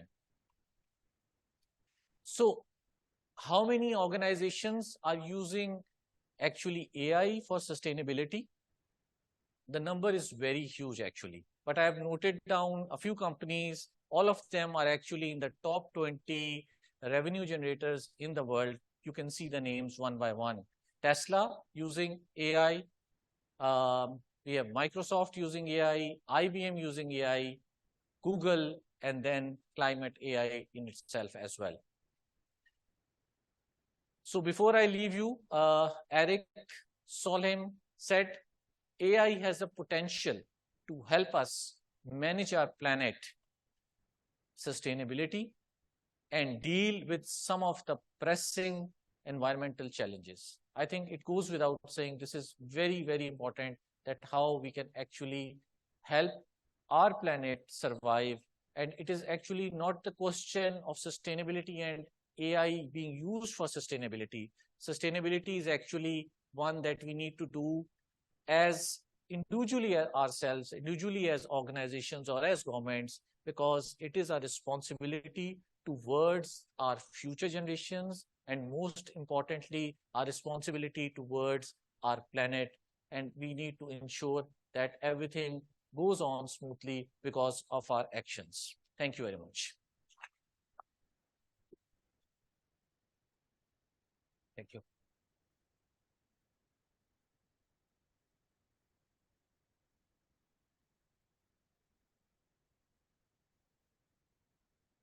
Okay, guys, come on, give it up once more for Mr. Asad Feroz. Thank you so much, sir, for joining us this evening and leaving the audience with such a positive note. What a day it has been. Thoroughly exciting, full of learning. It couldn't have been better than this. It has been beautiful so far, undoubtedly, but I must tell you that the climax is yet to come. Now, it's time for us to pay attention to the most distinguished guest of the evening. What to tell you about him? He's the CEO of Pakistan's leading CA college, famously known as PAC. He's the former president of Institute of Chartered Accountants of Pakistan, and he has three decades of professional experience. So coming up next, ladies and gentlemen, is the most awaited speech in our agenda list. So please fasten your seatbelts and hold on to your hearts, because as I utter these words, you're about to witness a true legend taking the stage. So in a round of applause that can shake the heavens, please welcome our chief guest, Mr. Jafar Hussain.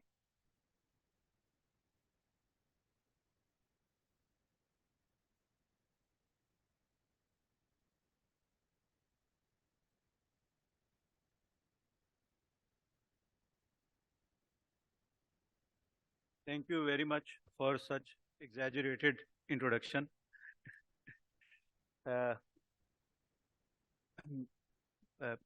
Vice President ICAP, my dear council members, distinguished guests from abroad, from SAFA countries, Chairperson, Northern Regional Committee, members of the Northern Regional Committee, my dear members and very dear students, Assalamu alaikum. This conference has to be very interesting, actually.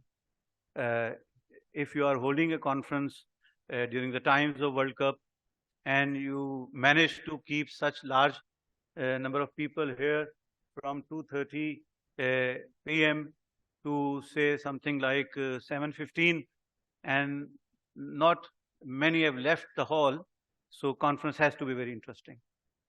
So I thank, first of all, I thank the ICAP and especially the Vice President and the Chairperson of the Regional Committee for inviting me to this conference. And I congratulate you on holding this conference, although at one time it was a pretty regular feature of the ICAP's calendar. But I think last time when this conference was held, Asad, if I correctly remember, you were the chairman at that time. And now Asad is the vice president. It appears that this is a function or a conference which Asad has been carrying so far, with, of course, very able assistance and cooperation of the Northern Regional Committee. So I congratulate both of you, the Vice President and the Council and the Northern Regional Committee, for holding this conference. You have been hearing about the technology since midday, and it must have been quite a heavy dose of technology. So let's talk about something else. Let's talk about ethics. Whether it is an age of technology or it was not an age of technology, ethics had always been the most significant part of our professional life. The first thing we teach our students is the professional ethics. And this is one most important thing on which our entire practice is based. I recall an incident. which I read many years ago. There was a gentleman, he was practicing in US, and year was perhaps 1935, when one of his clients prepared a balance sheet and asked him to express an opinion on that balance sheet. He went into subsequent events at that time in 1935, and he found out that 6 ships of that company were subsequently sunk, and he asked them to account for or at least disclose that event in the financial statements. The client did not agree, but he continued to insist and didn't sign his report. And subsequently, later on, client agreed and he expressed his opinion on the financial statements. That gentleman went on to be the founder of one's largest accountancy firm, Arthur Andersen. And this was the turning point in his professional life. Subsequently, when his successors were not that robust in ethics, we all know what happened to the firm. The largest firm, accountancy firm in the world, debacle like anything. It went off the grid almost overnight. So ethics is such an important thing that if it is not with us in our professional life, then we might be making some money, but will not be able to leave a legacy behind us, which will be cherished by the people who will be following us, will not be taken as a role model, and will not be remembered as a good professional. So if you want to have a sustainable career, then it has to be an ethical career. Technology is going to change a lot of things, I tell you, but it will also affect the ethics, the way it is being followed, the way it is being implemented, and it will raise new issues in the realm of ethics. Without debating those issues, without considering those issues, profession will not be able to move forward. So in times to come, we will be seeing many conferences perhaps which will be discussing new challenges which are arising for the profession due to giving rise to new ethical issues by modern technology. You students are undergoing training. Many of us, when we used to do the training, we consider it as something of a forced labor, something which we are forced to do, but we usually do not enjoy our time of these 3.5 years of training. I tell you out of my experience, both as a trainee student from 1982 to 1986, and since then, my professional career, I tell you that training is the most enjoyable time which you are spending. If you don't realize it today, you will realize it tomorrow, but then this time would have been gone. This is the most learning time of your career. You will learn many things throughout your career, but what you will be learning during this training, perhaps nobody is going to teach you that after you have gone through this phase.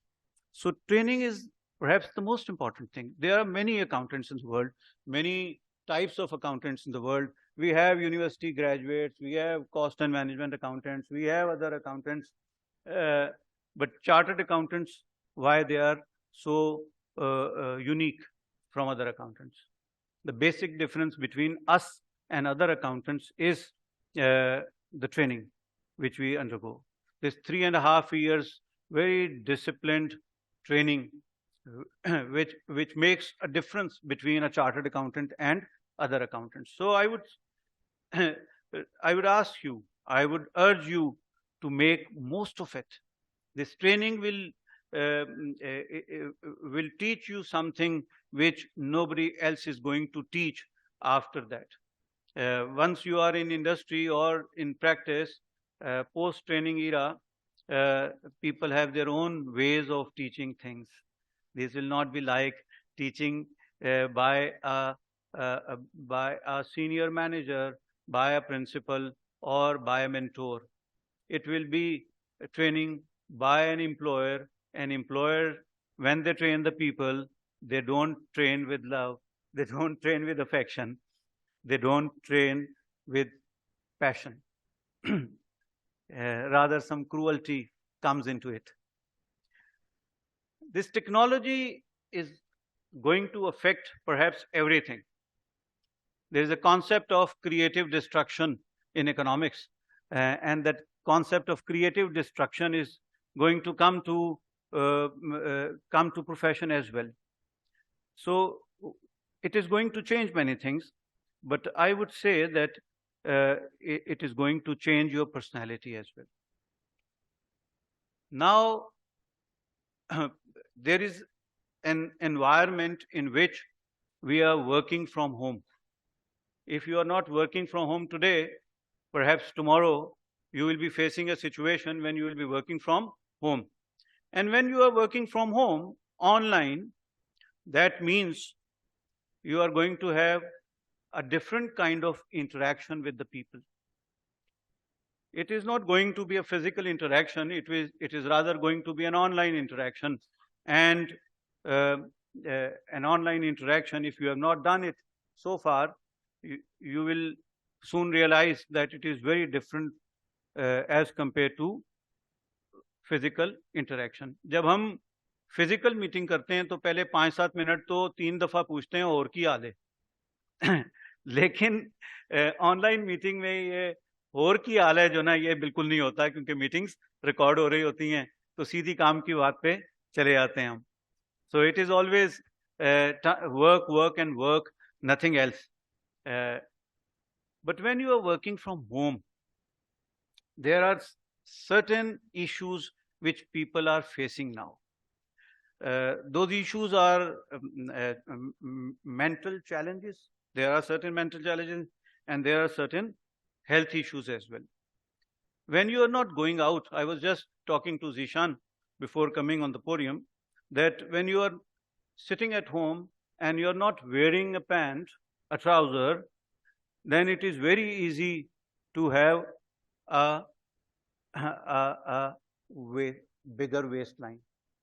If you wear shalwar kameez at home, then perhaps you are not going to realize very soon that you have put in something like 10 kgs, 2 or 3 inches to your waist, and that is gone. And if you are sitting for very long hours on a chair, then you have to watch your back. These things may appear to be very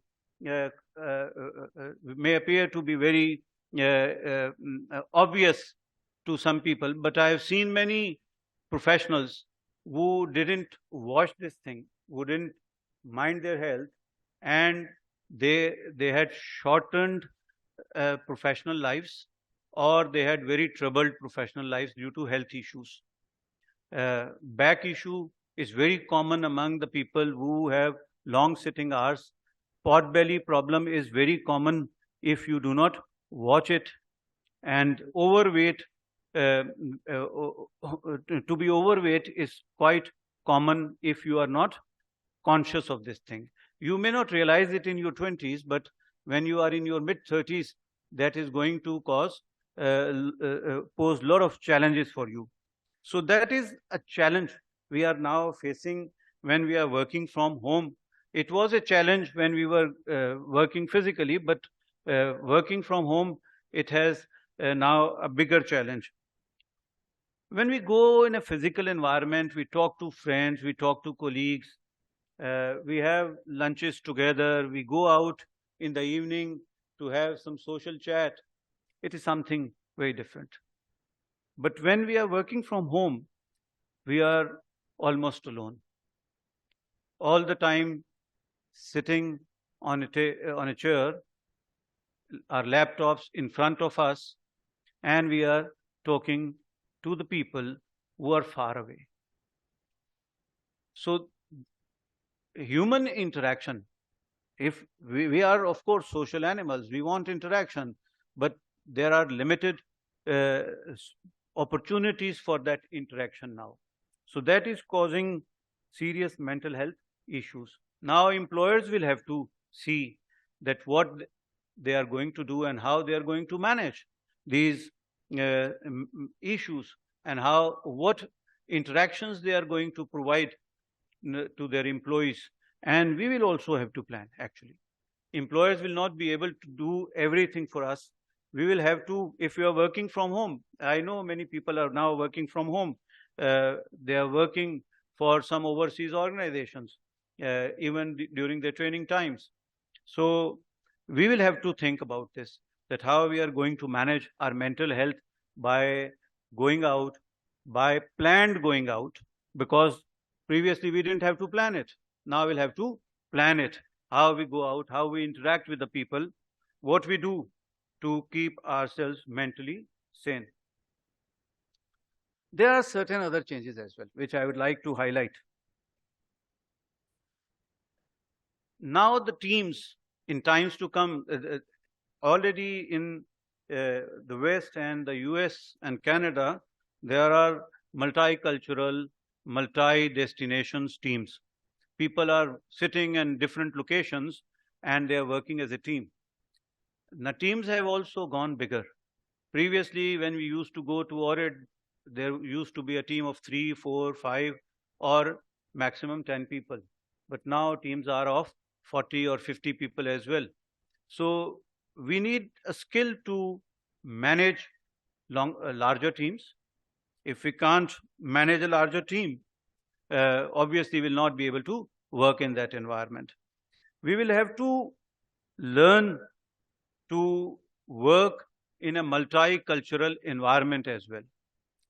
We'll have to revisit all our jokes.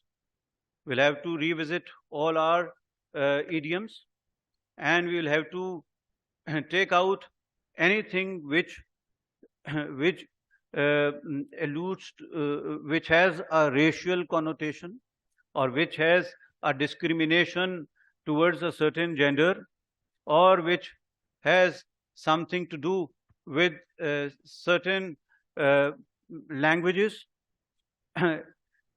In England, all their jokes used to start with the Scottish person, and they were very fond of telling jokes of Scots.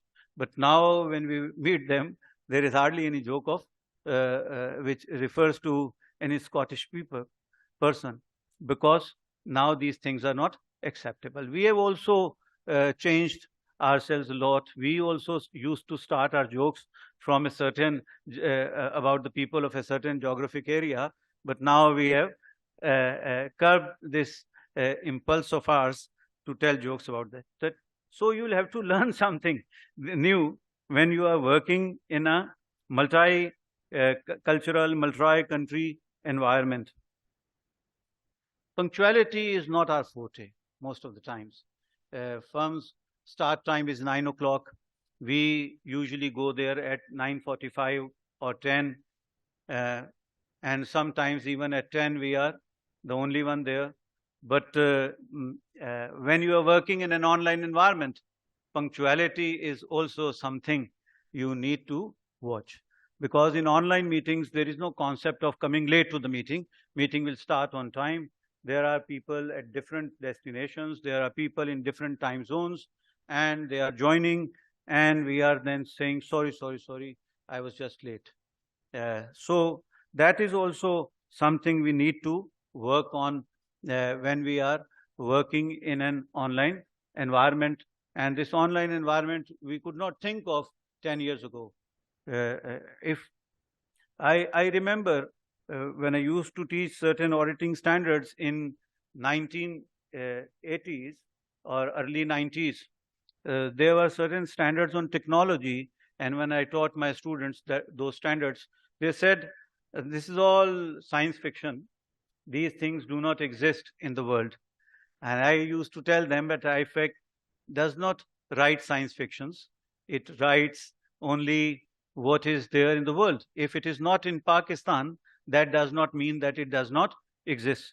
all those things which we used to teach them at that time are now here and have been here for the last 15 to 20 years. And those things are so basic now that IFAC has withdrawn all those standards, that these are too basic to be taught in these times. So things are really changing. Technology is really affecting our lives, and we need to be ready in more than one way.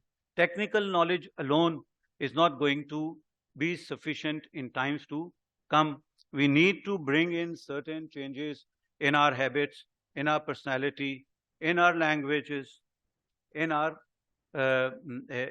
personality, and we will have to be future ready.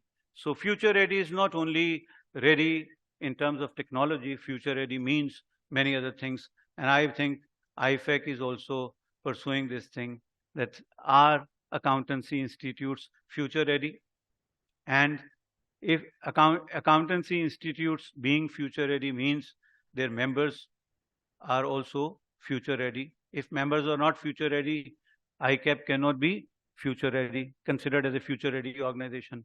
And if members are future ready and students are not future ready, then this future readiness is a short-lived concept. It will not last very long. So students also have to be future ready. So I must thank you and must congratulate you on being member of an institute which is progressive, which likes to keep itself, or which strives to keep itself up to date, and which is not keeping only its members up to date, it is keeping its students also up to date. And I was just talking before coming here that there is so much of CPD now. There is so much of CPD now that it is almost impossible to attend all those CPD events. And luckily, all those CPD events are available to students of the institute as well. So there's a lot of opportunity for you to learn new things through ICAP. There's a lot of opportunity for you to be future ready, to be a good professional, to be a person who is ready to work anywhere in the world. So with this, I would beg leave. I know that you have been sitting here for quite some time, although there is not much left to be watched of Australia-England cricket match. The best part of it I have already watched. I watched, but now there is nothing much. Six were down for 73, I believe. And by the time this function would be over, I believe England would have lost by something like 350 or 300 runs. So with this, thank you very much.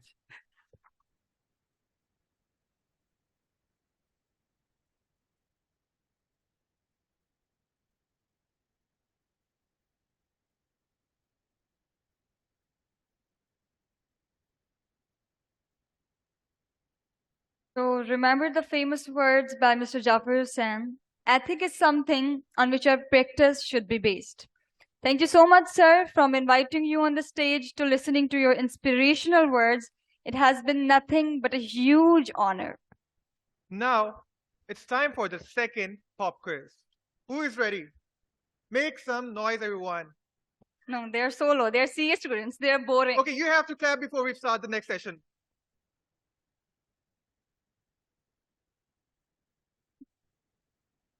Okay. Take out your phones, scan the QR codes, and get ready for the second pop quiz of the day. But remember, you only have 20 seconds, so you have to do it very fast. Your time starts now. As soon as you get ready, we are going to start the session.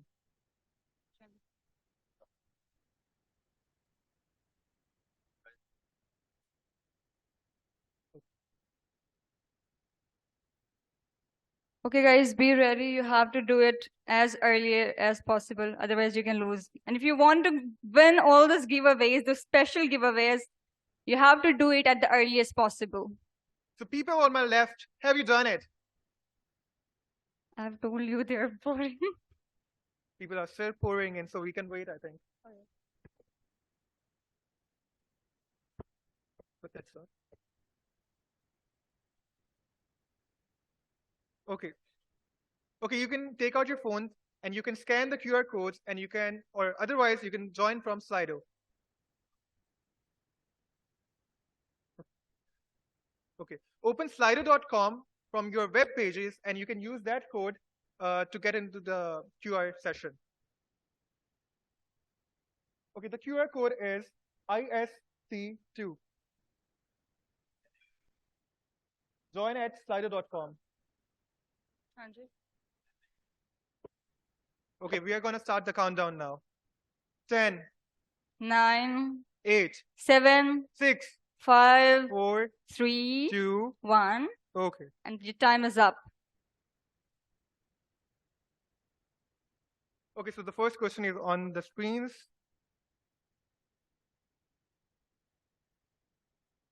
Okay, countdown.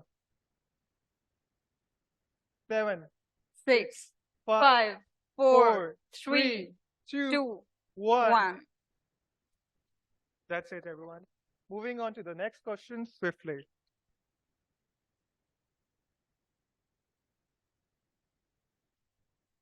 Remember, you just have 20 seconds to complete the answers.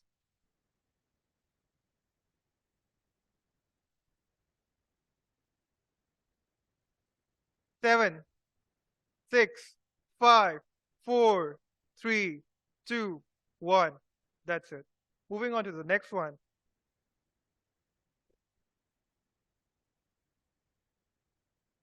Next question is up on your screens.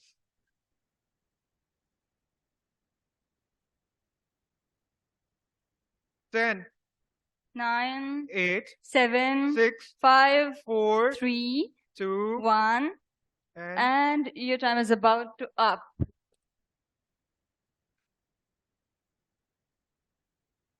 So moving on to the second last question.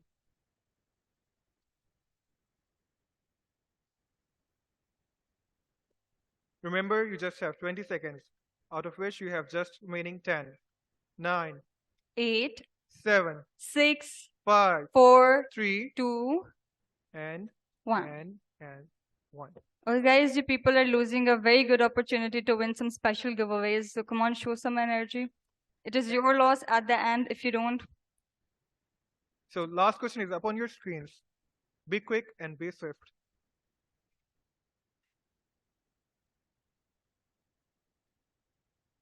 Okay, so countdown starts. It's 6, 5, 5, 4, 3, 2, 1, and your it's time over. is up.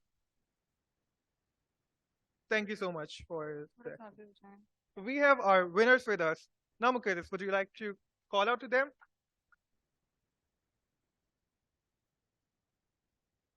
So the first one is Walia. Second. And the second one is Muawiz Naeem. The third one is Tufail.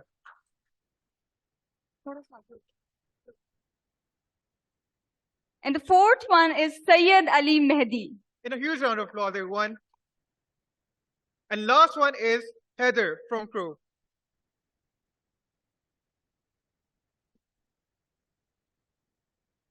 Now, swiftly moving on.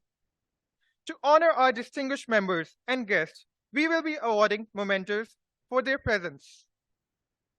So guys, we enjoyed the presence of Mr. Jafar Hussain so much that I'm going to bother him once again. Please give a huge round of applause for Mr. Jafar Hussain.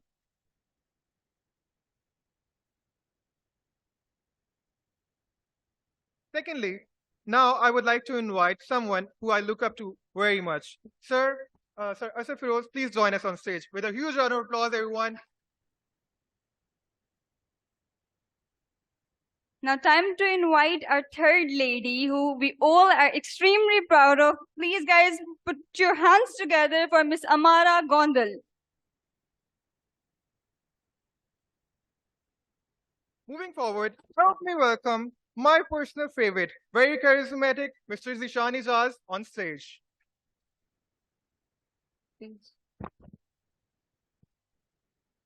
The next person who we would like to invite on stage is Mazula Khan for distributing the awards.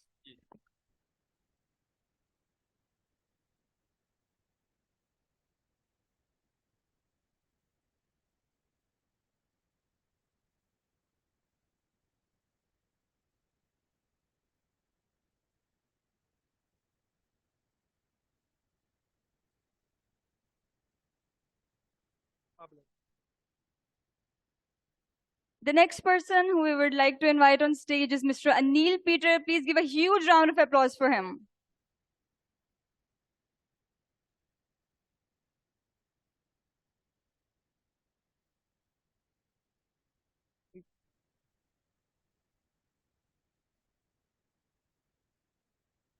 Thank you so much, sir, for coming on the stage and taking the shield.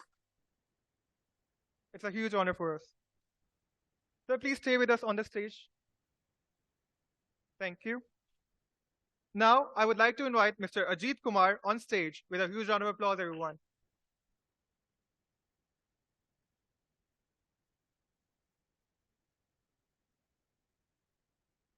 The next lady who we would like to invite after Mr. Ajit Kumar.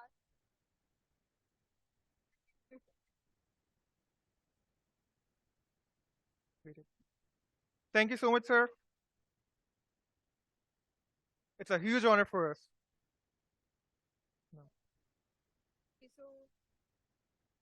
The next lady who we would like to invite on stage for taking her shield. Please, guys, put your hands together for Ms. Poonam Sharma.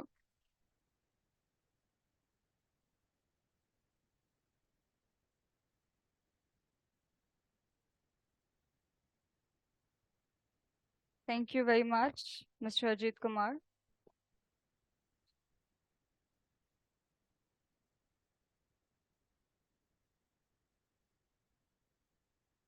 Moving forward, I would like to invite Mr. Kaya on stage with us. A huge round of applause for her, everyone. Thank you so much, Ms. Poonam. Particular.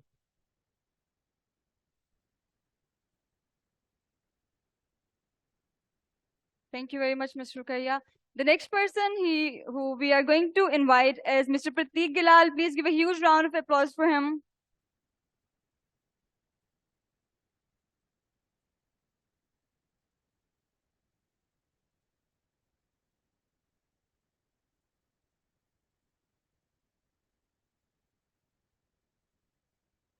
Thank you so much, sir, for honoring the evening.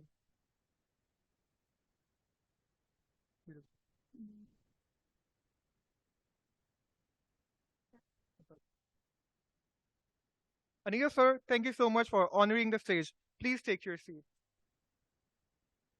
Aniya, sir, sir, Jafar, please stay with us, sir. Asad, please stay with us, and Sir Zishan. Thank you. Now, I would like to invite Mr. Abdullah. Please come on stage and take your memento. On the next one, okay. Makbul Saab, please join us on the stage as well.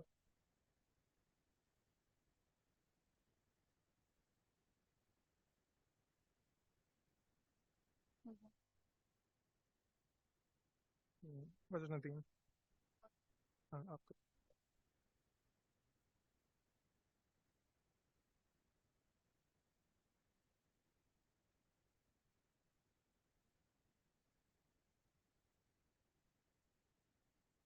Thank you so much, sir.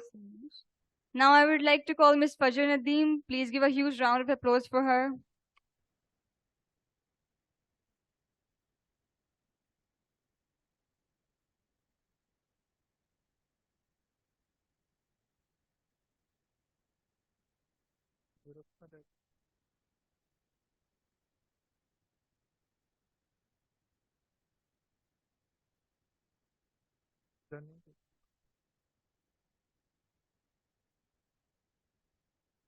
Now I would like to invite Mr. Gaurav, a director from Nepal, to receive the memento.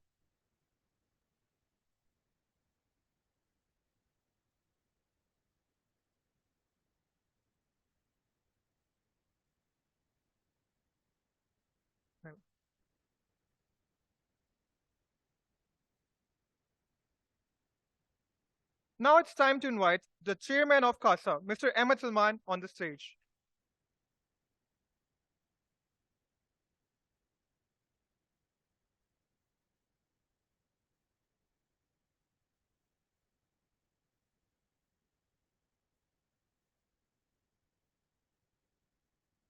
Pasta के बजाय कहना था चल नहीं pasta हो गया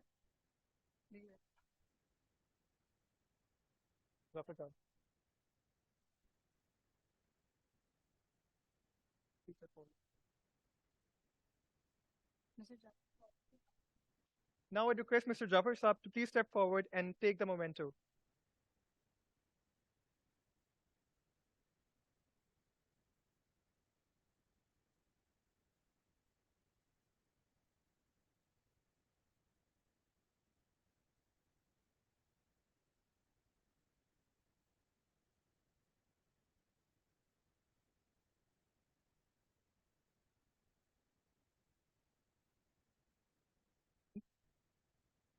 Now, before we move forward, I will request Mr. Makbul Saab and Mr. Zishan Saab, please take your seats. Thank you for honoring the stage.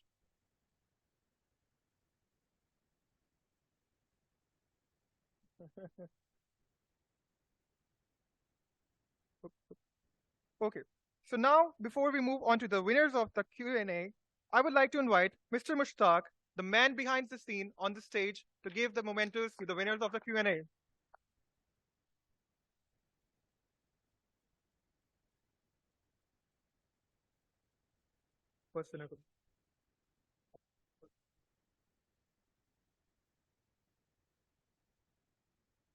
So the first winner of our Q&A session is Muhammad Ali Qureshi. Guys, please put your hands together for him.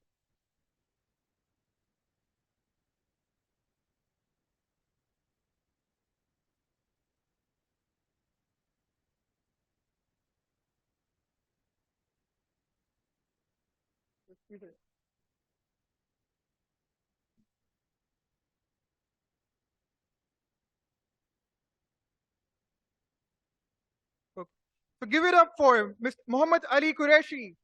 And a huge round of applause, everyone.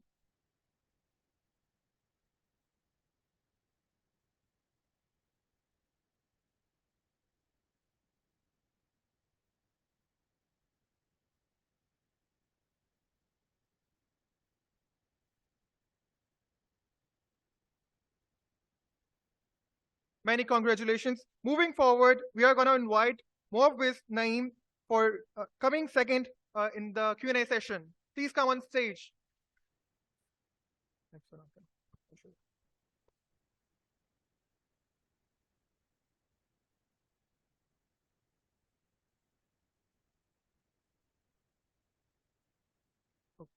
Give it up for Mr. Muawwiz.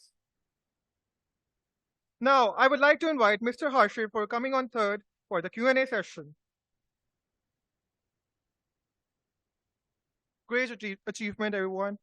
Great presence of mind.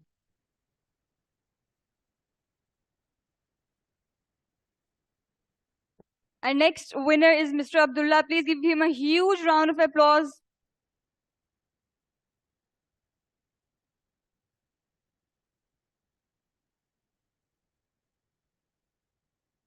Last but not the least, I would like to invite Mr. Umar to receive his award.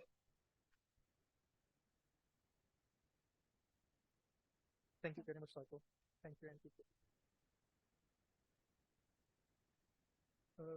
I don't know. इसके बाद से जो हमारी वाली session शुरू होगा हमारी session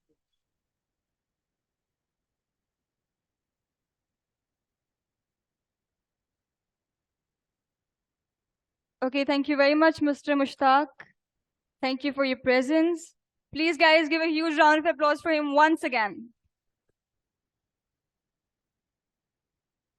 Now, before we announce the winners of our session, the second pop-up quiz, we are going to invite Numan on the stage representing the CASA committee.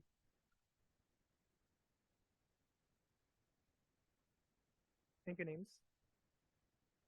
What names? What names of names?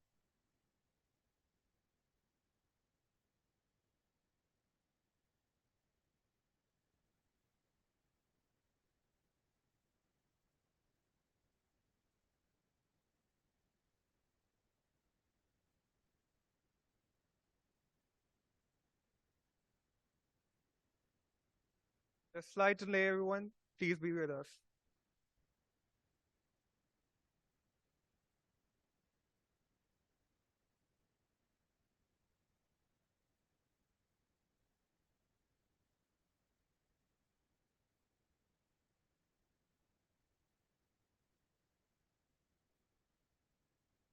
So guys, if your hands are hurting, we are going to hurt you a little more. Please put your hands together for Mr. Muawiz Naim.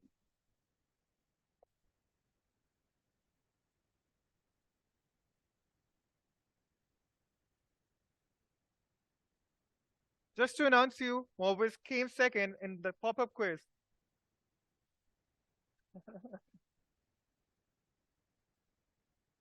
In the words of Asad Firoz sir, we are gonna give him special T-shirt of ICAP. Okay, moving on, we forgot to invite the one who received the first rank. Mr. Walia, please join us on stage.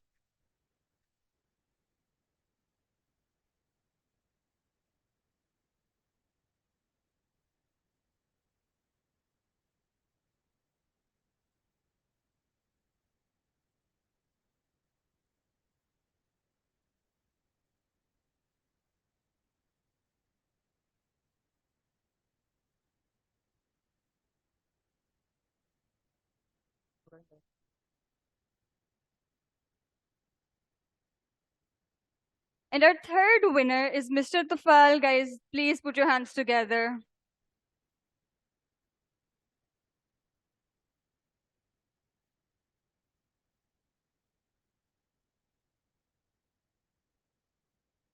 Now to invite also on the stage Mr. Syed Ali Mehdi for coming forth in the pop-up quiz.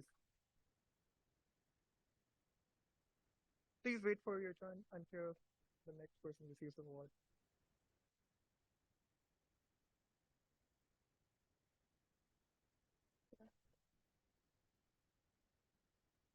Perfect. Done.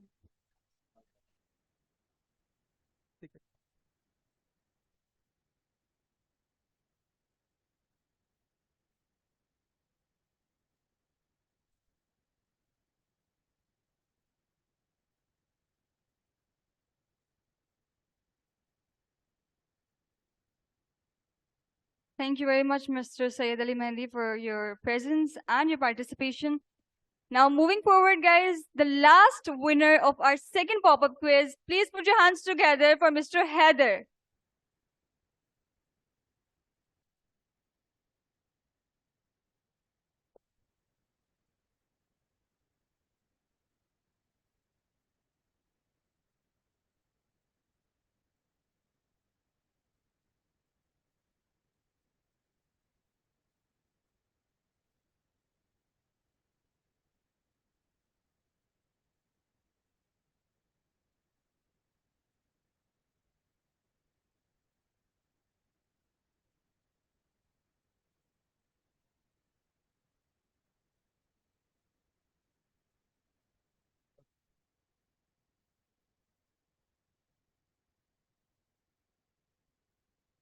Thank you, Numan. You may leave the stage. Thank you. Now, to call our knight in the shining armor, please, Asif Firoz, please move forward and receive your memento.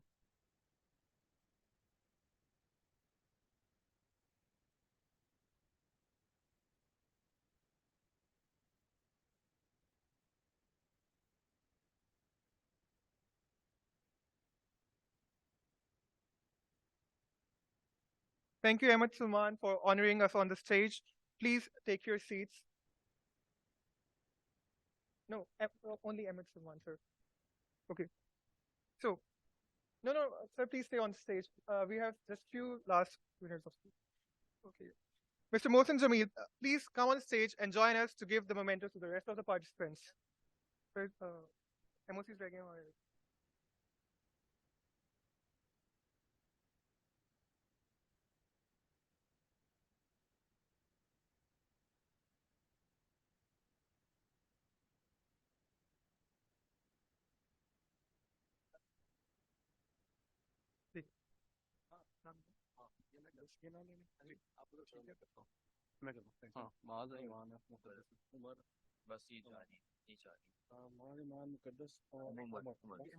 माजुला ईमान गुल मुकद्दस और उमर जमाल ठीक है और ये दोनों का नहीं करना ईमान एंड मुश्ताक ये हो गया इनको मोमेंटस मिलने ओके ये चार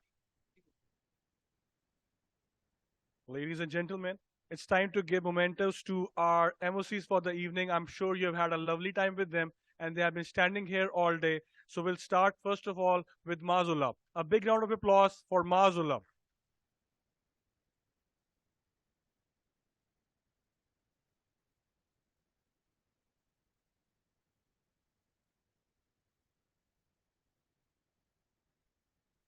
Farooq Saab, may we have you on the stage, please?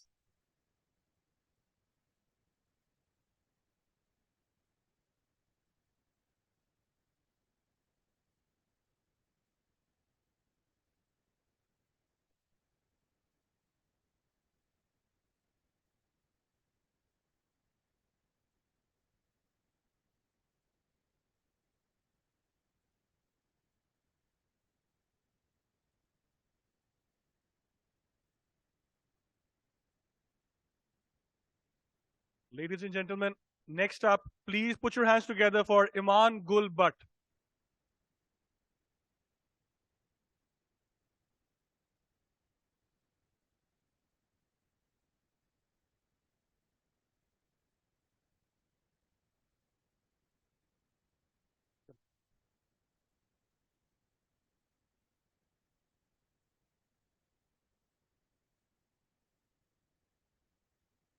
Next up, ladies and gentlemen, please welcome Muqaddas Awan.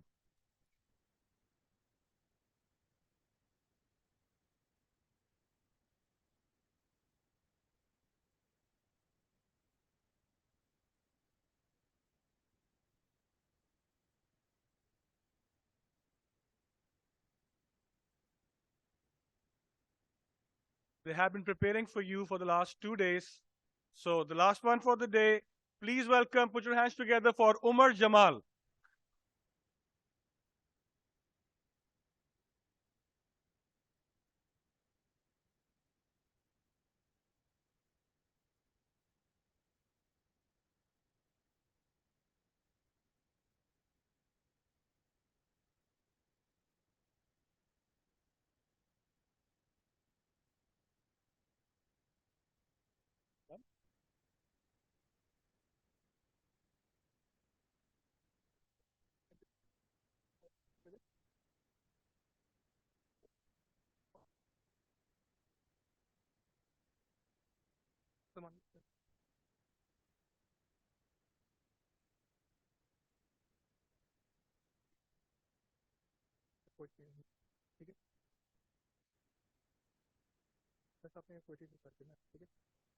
Okay, now before we go, we want to leave you with the poetic wonders of the one of the greatest writers we know. You know what? Who is it?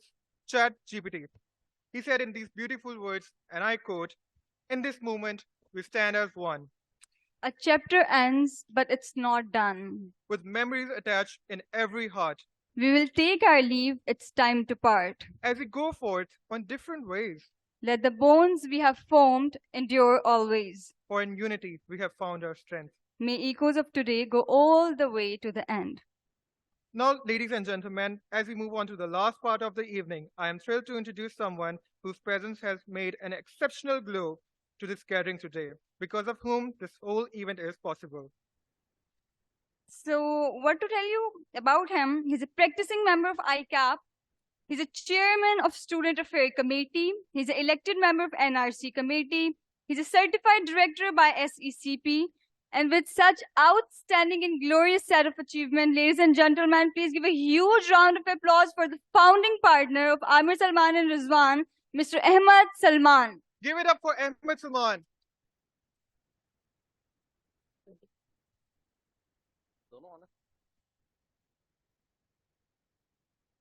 Thank you very much, Ji. Thank you very much for coming for this event. When we were planning this event about 3 months ago, we were choosing the topic. There were a number of topics which can be thought for, but we chose for artificial intelligence. Why? We went for the artificial intelligence, AI. It's important to understand why we want you to know about AI, to learn about AI, to know why AI. AI is something which is here. You learned it today by our esteemed speakers that it is something which is already here. It is landed here. Now it's up to us. Are we going to get benefit from it? Are we going to change our profession, our professional life, and gain edge on others by adopting AI? Or we are going to left behind, and we are going to be the one who will be there. After some time, they will complain that this is the something new which we haven't learned. We want you to embrace AI. We want you to achieve goals. We want you to achieve new heights in your professional life by embracing AI. I'm not going to take your much time. We are just away from the dinner. I want to thank few of the people without whom this conference is not possible.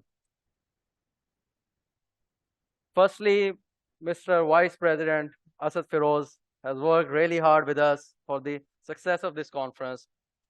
Amara Shamim Gondal, she worked a lot, days and nights with the MOCs and others to make it a successful event. Nazia, Tahir, Asif Hamish worked hard. Mr. Mohsin Jamil has arranged the presenters for us for the technology portion. The whole team of the ICAP, the MOCs, the whole NRC team, ICAP team, and our speakers who enlighten us on the subject today, share their thoughts and experiences with us. I would like to thank Mr. Adrian Lee from IFAC to join us on the day on such a short notice, while he was also suffering from COVID few days back.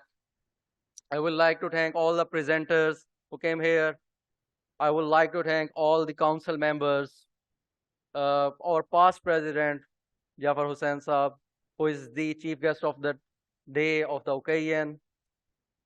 Thank you very much for coming today, making this conference a success, and looking forward that all of you will learn AI and spend time, resources on AI to benefit from the artificial intelligence, benefit from the new techniques coming in your professional life.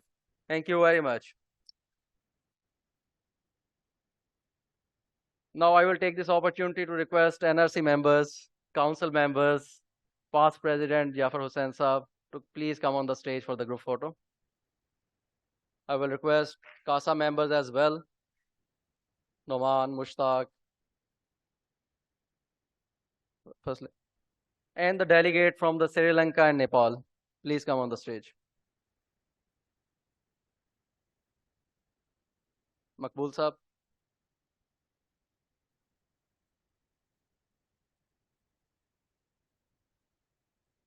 Hmm?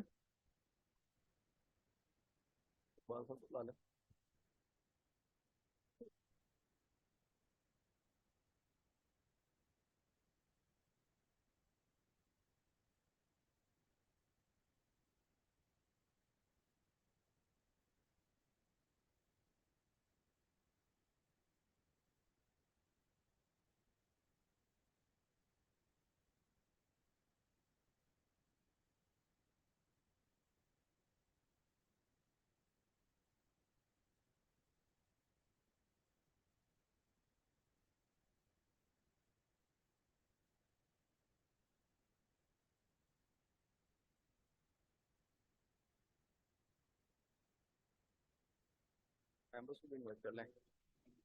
I kept the members invited. I kept staff members, qualified members, All qualified members, please join the stage. Iqbal sir, please. Farooq.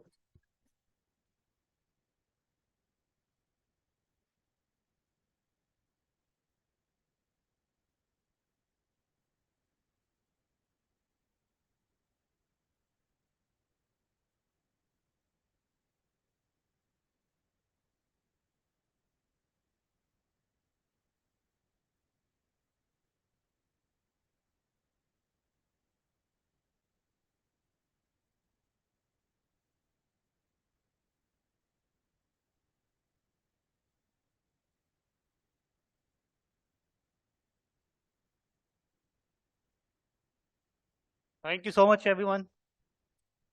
Dinner ki announcement? Dinner?